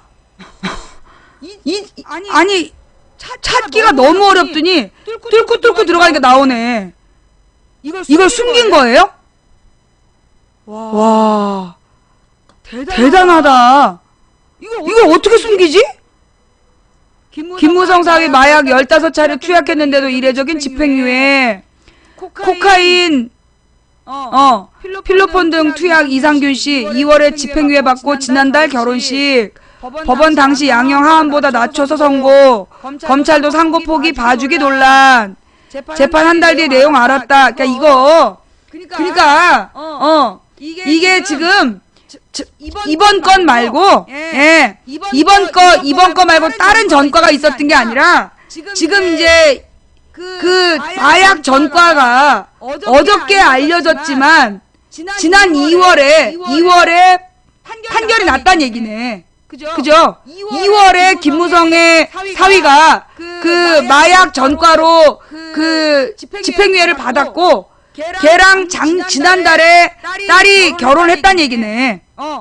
그리고 이번에 새로 잡힌 게 아니라 김무성이의 딸이 지난달에 결혼한 남자가 지난 2월달에 마약을 15차례 상습 투약해서 집행유예를 받은 전과자다. 그 얘기네요. 그죠? 그러니까 잘 들어요. 지금 판결 한번 이게 왜 이게 전과냐 아니냐 이렇게 헷갈리는 거냐면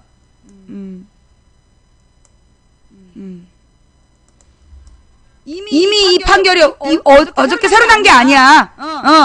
김무성 새누리당 대표 둘째 사위 이상균 신라개발 대표가 코카인 필로폰 등 각종 고강도 마약을 15차례 투약한 혐의로 처벌받은 사실이 10일 뒤늦게 알려졌다.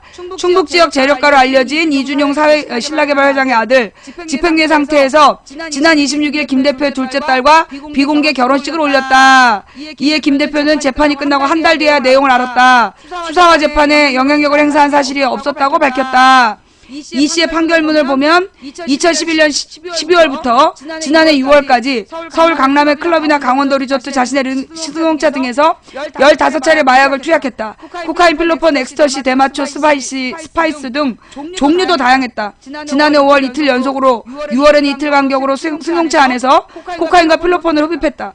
서울 동부지검은 지난해 12월 이 씨를 구속 기소했고 서울 동부지법 형사 11부는 지난 2월 6일 이 씨에게 징역 3년에 집행유예 4년을 선고하고 사회봉사 160시간과 40시간의 약물치료 강의 수강을 명령했다.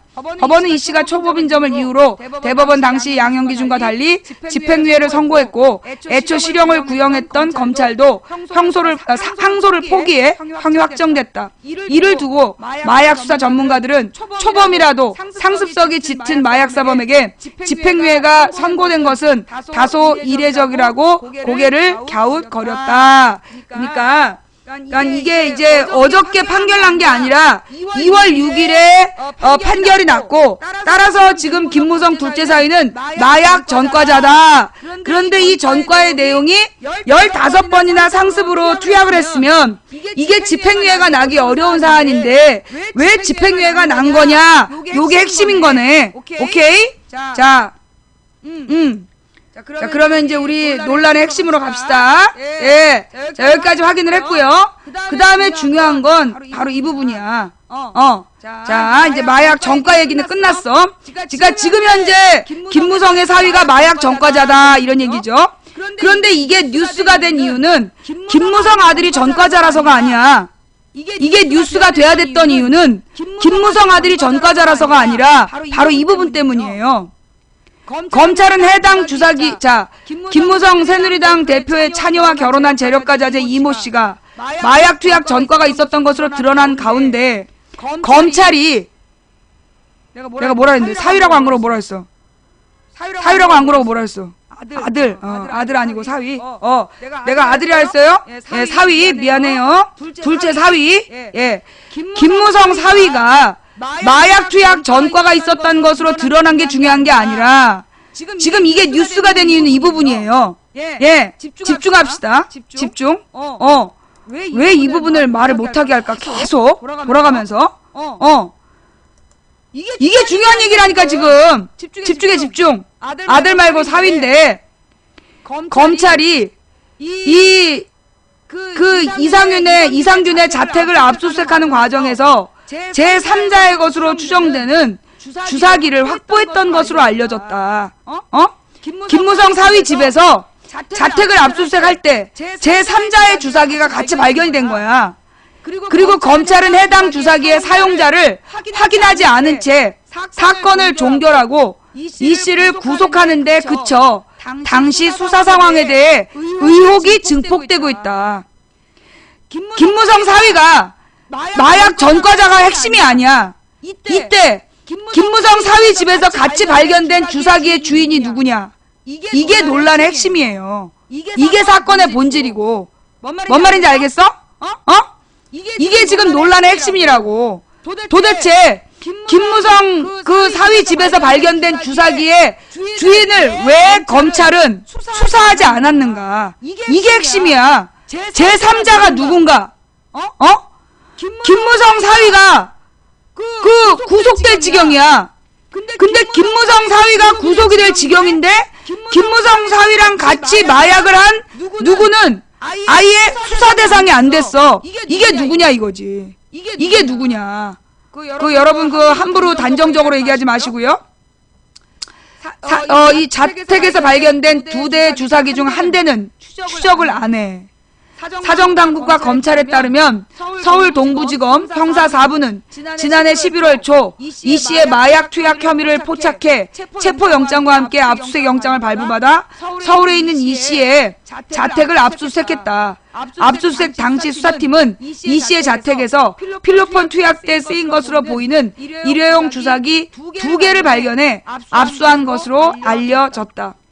DNA 감정 결과 주사기 1개는 이 씨가 직접 사용한 것으로 판독됐지만 나머지 주사기 1개에는 본인이 아닌 제3자의 DNA가 검출됐다.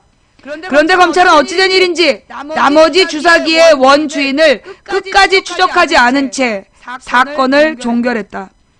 통상적으로 마약 수사의 경우 주사기 같은 핵심 증거물이 나오면 투약자를 밝혀내기 위해 주변 신문이나 DNA 대조 등을 통해 추적하는데 이 사건의 경우 수사를 확대하지 않고 마무리한 것이다.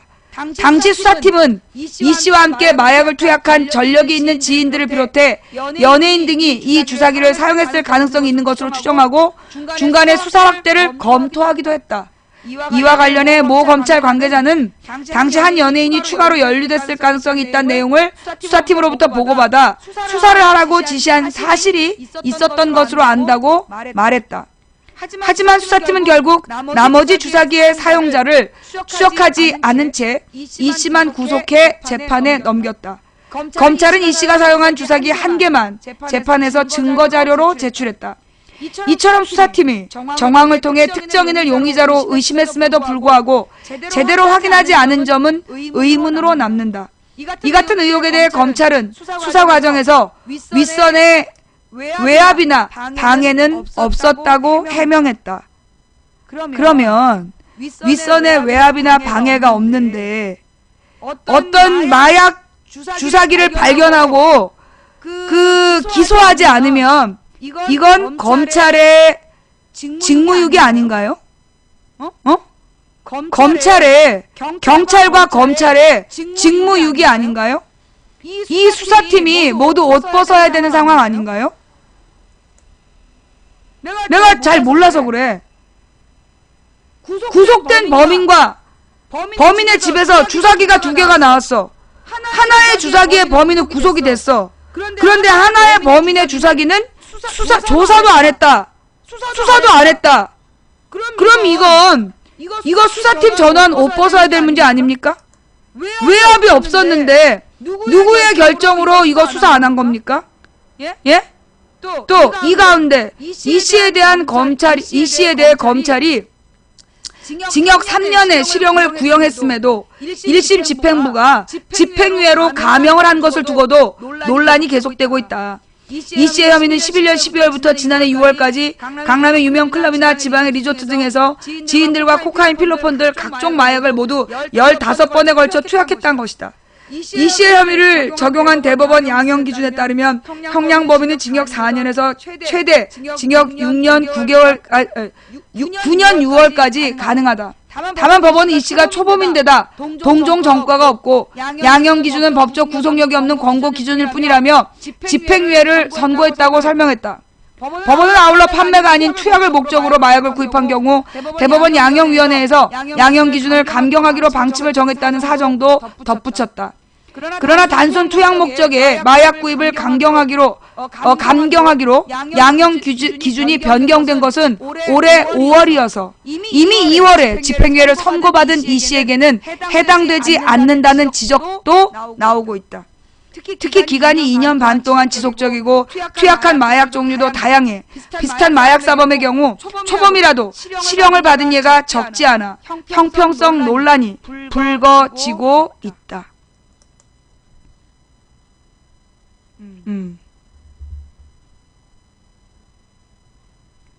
15번이나 상습적으로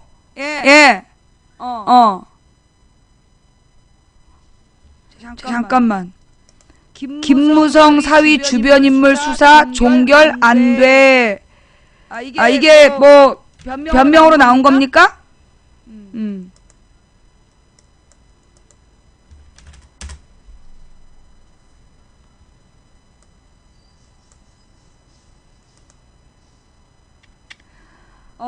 김무성 마약 사위 주변 인물 수사 종결 안 돼. 새누리당 김무성 대표 사위 이모 씨의 마약 투약 사건과 관련해 검찰은 공범에 대한 수사가 종결된 것은 아니라고 밝혔다. 이번 사건을 수사한 서울 동부지검 측은 11일 당시 사건 수사 과정에서 압수한 일부 주사기의 주인이 누군지 끝까지 추적하지 않았다는 이날 노컷뉴스 보도와 관련해 이같이 해명했다. 검찰 관계자는 수사는 종결되지 않았다며 절차상 남아있는 부분이 있다고 밝혔다. 이 관계자는 또 수사 과정에서 주사기 10개를 압수해 이를 단서로 같이 투약한 사람에 대해 수사를 진행했다며 감정은 다 했지만 확인 과정들이 필요하고 그 작업에 시간이 많이 걸린다고 설명했다. 이날 CBS 노컷뉴스는 검찰이 이 씨 지인이나 연예인 등 나머지 주사기를 사용했을 가능성을 열고 수사했지만 투약자를 제대로 확인하지 않아 윗선의 외압이나 방해 의혹이 제기된다고 보도했다.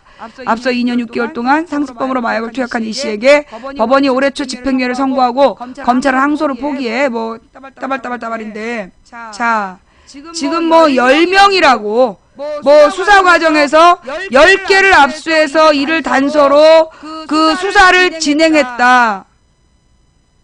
그러니까 말이 안 되는 거야. 아니 10개를 확인을 했어. 10개 뭐 9개는 관심이 없다니까? 9개는 관심이 없고 이상균이가 구속이 됐잖아? 이상균이네 집에서 발견을 한 게 그거부터 수사하면 되지. 그 이상균이네 집에서 발견된 2개 그 2개 중에서 나머지 하나부터 밝히라고. 그렇지만 이제 10개라 그러면서 이제 뭐 이렇게 뭐 물타기 들어간 겁니까? 아니 이상균이는 구속이 됐는데 나머지 10개는 왜 구속을 안 해? 그리고 DNA 검사 요즘에 금방 나오던데 DNA 검사 금방 나오던데 그리고 자백을 했을 거 아니야 같이 한 사람들 아니 이건 10명의 지금 마약 사범이 돌아다니고 있다는 거 아니야? 좀 뭔 말이야 지금. 그러니까 2개도 아니고 10개나 지금까지 구속을 안 시켰다. 그걸 지금 우리한테 믿으라고? 아직 수사 중. 그런데 마약 주사기가 발견되면 그거 DNA부터 검사해가지고 일단 구속 수사하는 거 아니야? 아니야 몰라서 그래. 이거 봐봐. 이상균이네 집에서 압수수색했어. 주사기가 2개 나왔어. 그 중에 하나가 이상균 거야. 그래서 구속이 됐어.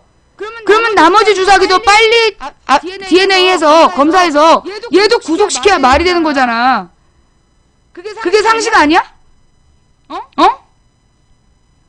아마 이렇게 뿌려놓고 내일쯤 되면, 아니야 오늘부터 아마 뿌리고 있을 것 같아. 한번 찾아봐. 찌라시의 이름을 빌어서 이상균과 같이 마약한 연예인 명단 뭐 또 올리고 막 이걸로 막 댓글 달고 이럴라는 뭐 그런 건가? 아니 지금 뭐 그런 얘기 일단 찾아봐봐. 그러니까 이게 지금 또 연예인 명단 뭐 이런 걸로 돌려가지고 그 이번 사건을 또 한번 접어보겠다, 뭐 딴 데로 눈을 한번 돌려보겠다, 뭐 이런 의사인 것 같아. 그지?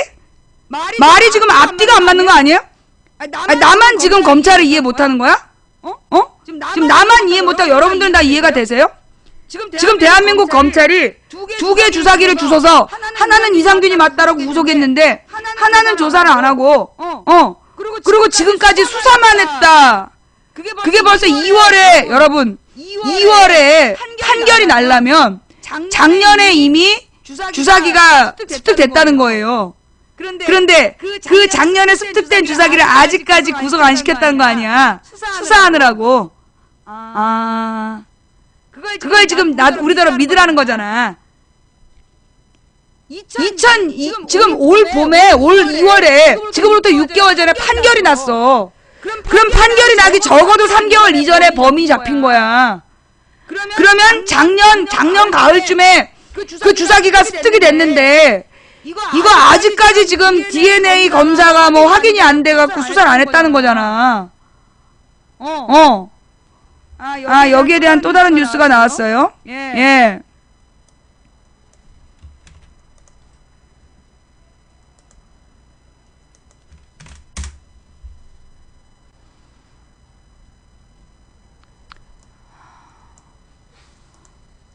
김무성 대표 사위 공범들도 고위급. 김무성 새누리당 대표의 사위와 함께 마약을 투약한 공범 중 고위급 인사 관련자가 포함돼 있고, 고위급 인사가 누굴까? 이들 중에서도 양형 기준이 들쭉날쭉해 논란이 예상된다. 미디어오늘이 입수한 법무부 내부 자료, 그 김무성 마약사위 및 공범 처분 결과에 따르면 이 씨와 함께 마약을 투약했던 5명의 명단이 나와 있다. 피의자 1번은 김무성 대표의 사위 이모 씨로 범죄 사실, 코카인, 필로폰, 엑스터시, 스파이스, 매수 및 총 15회 투약. 검찰은 징역 3년의 추징을 구형했지만 선고는 징역 3년, 집행유예 4년 추징을 받은 것으로 나와 있다. 글씨가 작아서요. 크게 키우고. 이런 건 좀 자세히 봐야지. 그지? 이 씨와 같이 마약을 매수하거나 클럽 승용차 자택 등에서 마약을 함께 투약했던 피의자 2번과 4번은 고위급 인사로 추정된다. 이들의 신상을 설명하는 비고란에는 모두 마약 전과가 없음으로 돼 있고 당청직인지라고 설명되어 있다. 검찰청이 직접 인지해 수사를 진행했다는 뜻이다. 피의자 2번 김모 씨의 경우 코카인, 필로폰, 엑스터시 매수 및 2회 투약, 범죄 사실이 있고, 검찰은 김무성 대표 사위 이 씨와 같이 김 씨를 징역 3년의 추징을 구형했다.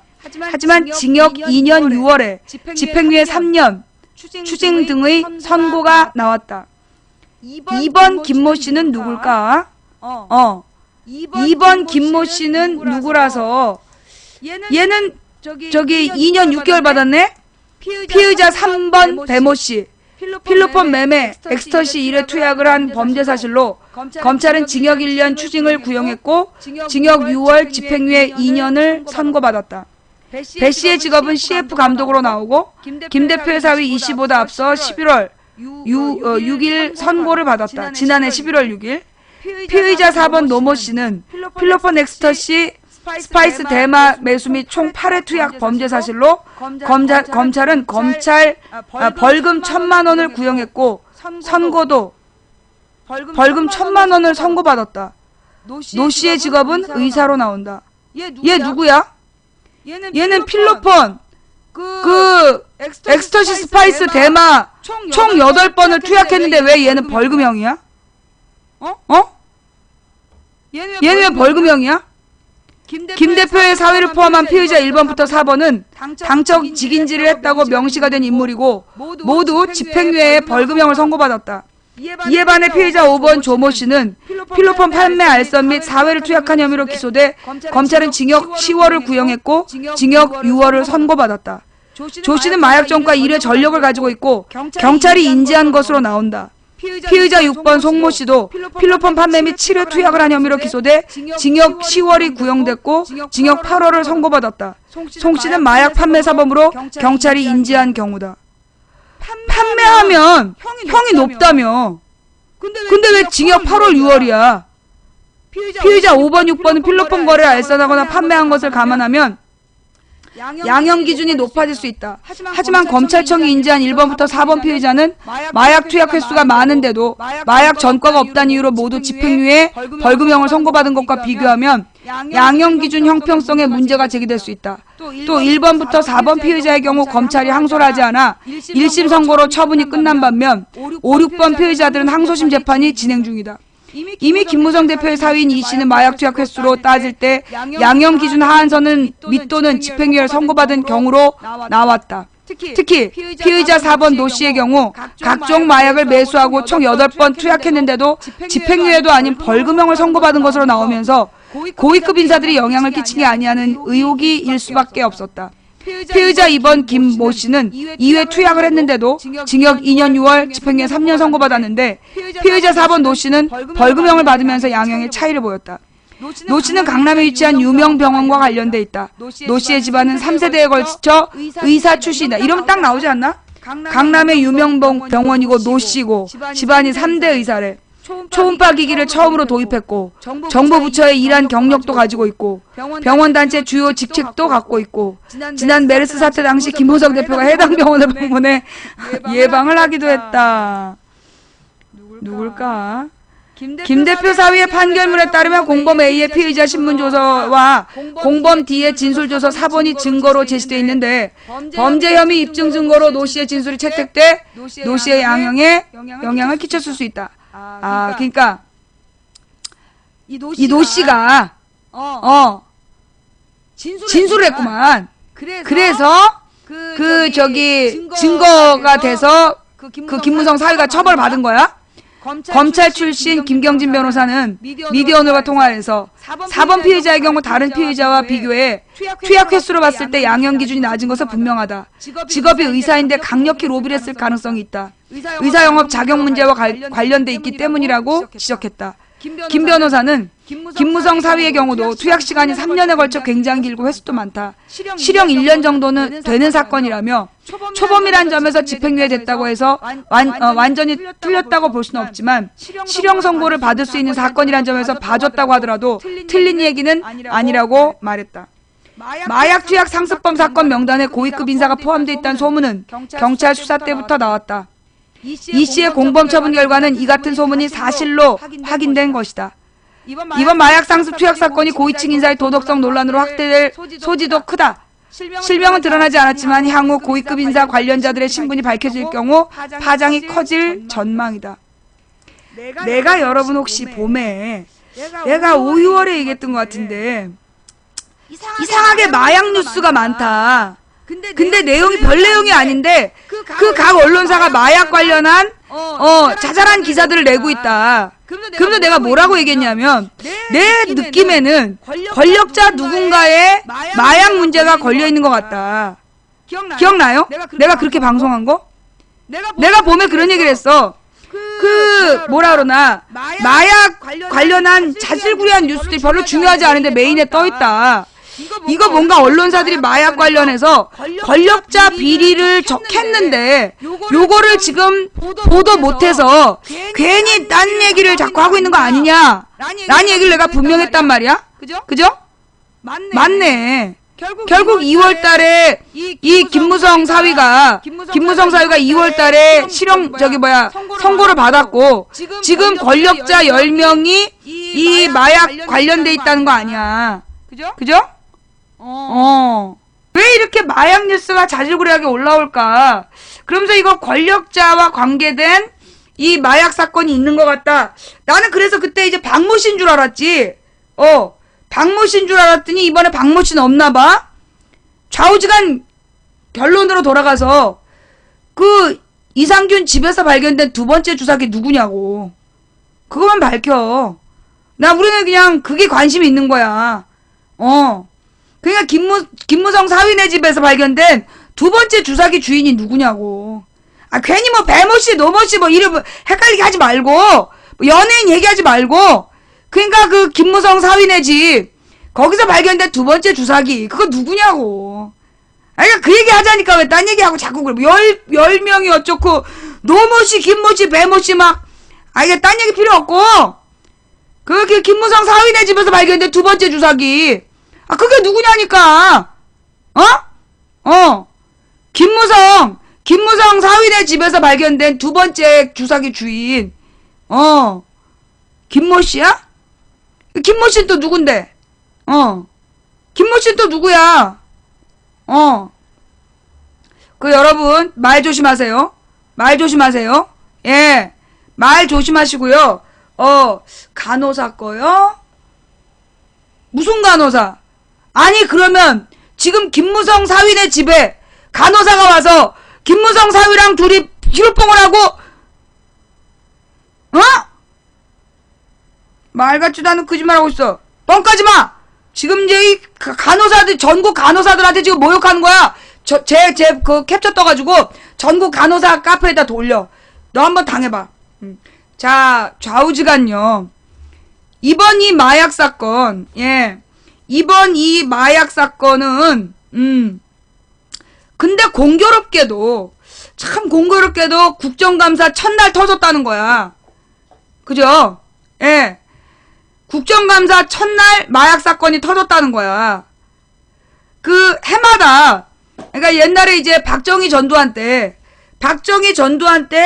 항상 국정감사 시간에 마약 사건이 터졌어. 항상 박정희 전두환 때 국정감사 기간에 마약 사건이 터졌어. 거기다 이번 사건을 맨 처음에 보도한 게 동아일보야. 거기다가 나는 이게 어저께나 그저께 판결 난 줄 알았어. 근데 알고 보니까 2월달이야. 2월달에 판결 나온 걸 동아일보가 어저께 터뜨렸어.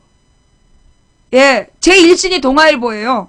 동아일보가 맨 처음에 터뜨리고 그걸 미디어 오늘이 이름을 밝혀버린 거야. 자, 그런데 국정감사 첫날 2월달에 이미 끝난 얘기를 그 동아일보에서 터뜨린 이유가 뭘까? 그리고 미디어 오늘은 그 김무성 사위라는 걸 어떻게 알았을까? 누가 제보했을까? 그러면서 떠오르는 건요. 내가 볼 때 이거, 자, 방향은요, 딱 나왔어, 이거. 여기서 느낌이 온 거야. 뭔데? 이거는 김무성 사위로 시작을 해. 그러면 좌파들이 관심을 가져. 그래서 국민들의 관심을 여기로 딱 긁어 모은 다음에 이게 이제부터 이제 이 연예인 얘기, 의사 얘기, 주변 10명 이야기로 풀어가겠다. 그러면서 국정감사 가리겠다. 뭐 그런 거 아니겠어요? 응?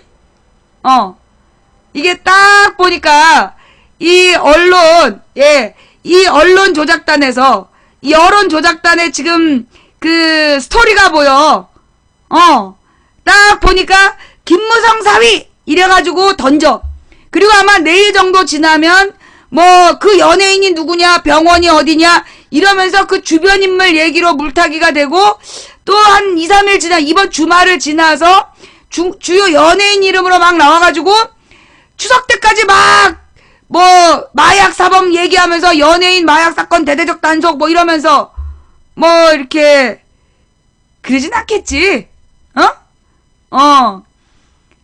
옛날에 이게 박정희 전두환 때 매번 국정감사 때 마약 사건 터졌잖아. 연예인 마약 사건. 우리가 어저께 국정교과서 반대 투쟁에 집중해야 된다. 그랬더니만 이제 이거 그렇게 지금 막 물타기 하는 거야? 이번에 이 국정감사 기간에 우리가 이렇게 꼭 자원외교, 특히 이명박 자원외교가 관계되어 있어요. 이번 국정감사 때 지금 이명박 수자원공사 5조 4천억 터졌잖아. 그거 말고 또 터졌어. 이명박 형 이상득이가 TN테크라는 무슨 회사를 차리라고 막 강요를 해가지고 그걸로 돈 빼먹으려다가 걸린 사건. 그래서 이거 수사받아야 된다는 얘기가 나왔어. 지금 이명박과 이상득의 자원외교 관련 비리가 쏟아지고 시작됐단 말이야. 이게 국정감사에서 막 터지고 있는 얘기거든. 그런데 이때 이 우연히 마약 사건이 이미 6개월 전이야? 7개월 전 판결된 마약 사건이 터졌다. 이게 우연이겠지. 그지? 우연이겠지. 네. 그러면서 내가 드는 생각, 김무성 대권가도 뭐 빨간불이냐 이러는데 난 아니라고 봐. 나는 도리어 이 여론조작단이 김무성을 진짜 대권 후보로 정했구나 그런 느낌 받았어요.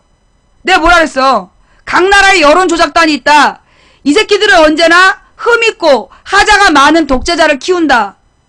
내가 그런 얘기를 했죠. 요즘에 김무성의 광폭행보 봐봐. 앞장서가지고 국정교과서 만들겠다. 노동법 자기가 개혁하겠다. 또 하나 뭐 있는데? 연금 뭐 개혁하겠다 이러면서 그 국정교과서 노동자 해고 쉽게 하겠다. 연금 뭐 판결 내겠다 이러면서 광폭행보를 하고 있었어. 그런데 이때 이 문제가 터진 거야.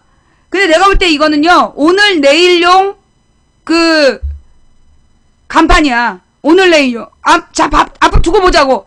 이 김무성 이름이 언제 사라지는지.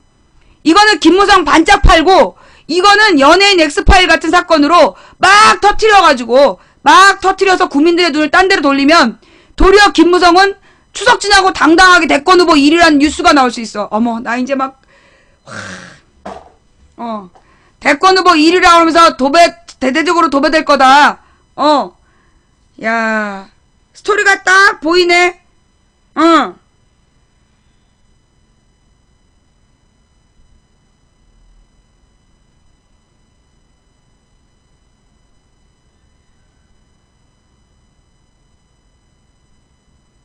자, 지금요, 내가 그랬잖아.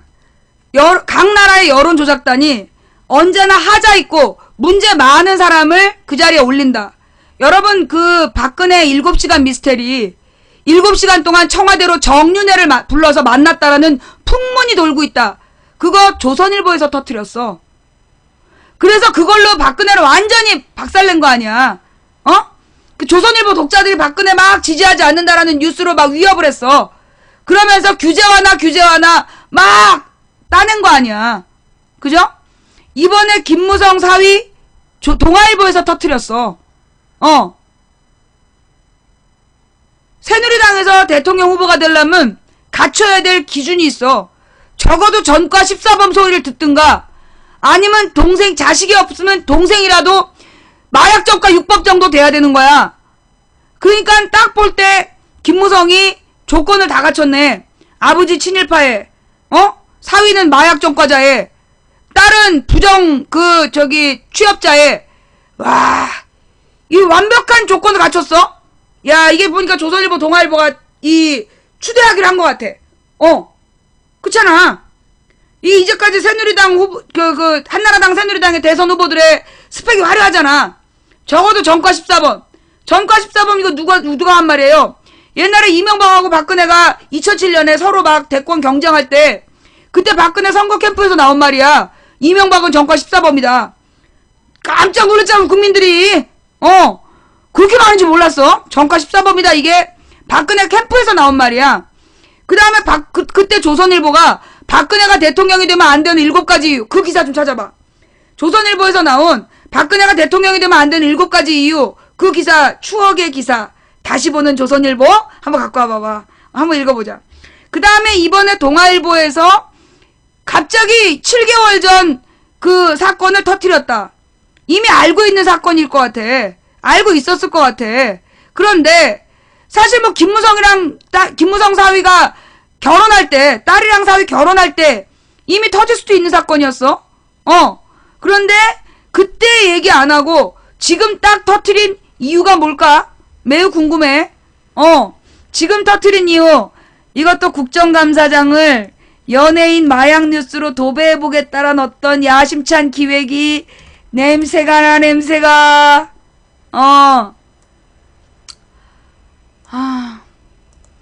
7년 전 조선닷컴이 지적한 박근혜 대통령 되면 안 되는, 죄송해요. 내가 숫자에 약해. 7가지인 줄 알았더니 10가지 이유였네? 10가지 이유. 네. 인터넷이나 SNS에서 역관광이란 말이 종종 보이는데, 역관광이란 말은 상대를 공격하려다 도리어 된통 당할 때 쓰이는 네티즌 용어다. 지난주 금요일 뉴스 브리핑에서 언론들이 특정 후보에만 검증을 집중하는 경향을 지적했는데, 곧바로 역관광이 시작됐다. 먼저 박근혜 편들기가 심하다는 지적을 받은 조선일보의 역관광 사례입니다. 이름하여 조선이 까발린 박근혜의 약점, 아버지 후광, 알맹이 없는 연예인 인기라는 트윗입니다. 해당 트윗은 이런 기사를 조선일보에 쓴 적이 있네요. 라는 의견과 함께 조선닷컴의 기사를 캡처해 이미지를 첨부해 올렸습니다. 조선닷컴의 7년 전 깜찍한 기사 화제.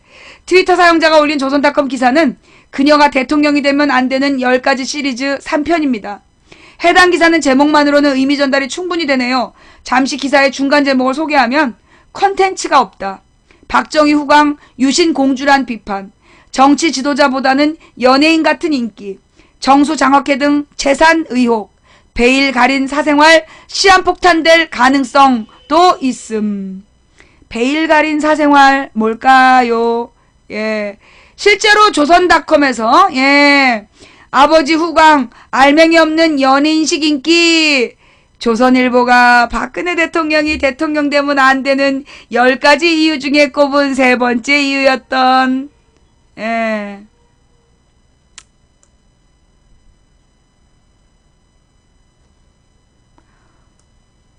뭐 내가 맨날 한겨레만 본다며. 내가 맨날 한겨레 오마이뉴스 미디어 오늘만 보여준다며. 그 내가 조선일보 보여줬잖아. 나더러 어저께까지 와가지고 너무나 편향된 뉴스만 한다고 그래가지고 왜 편향된 언론사만 보여주냐고.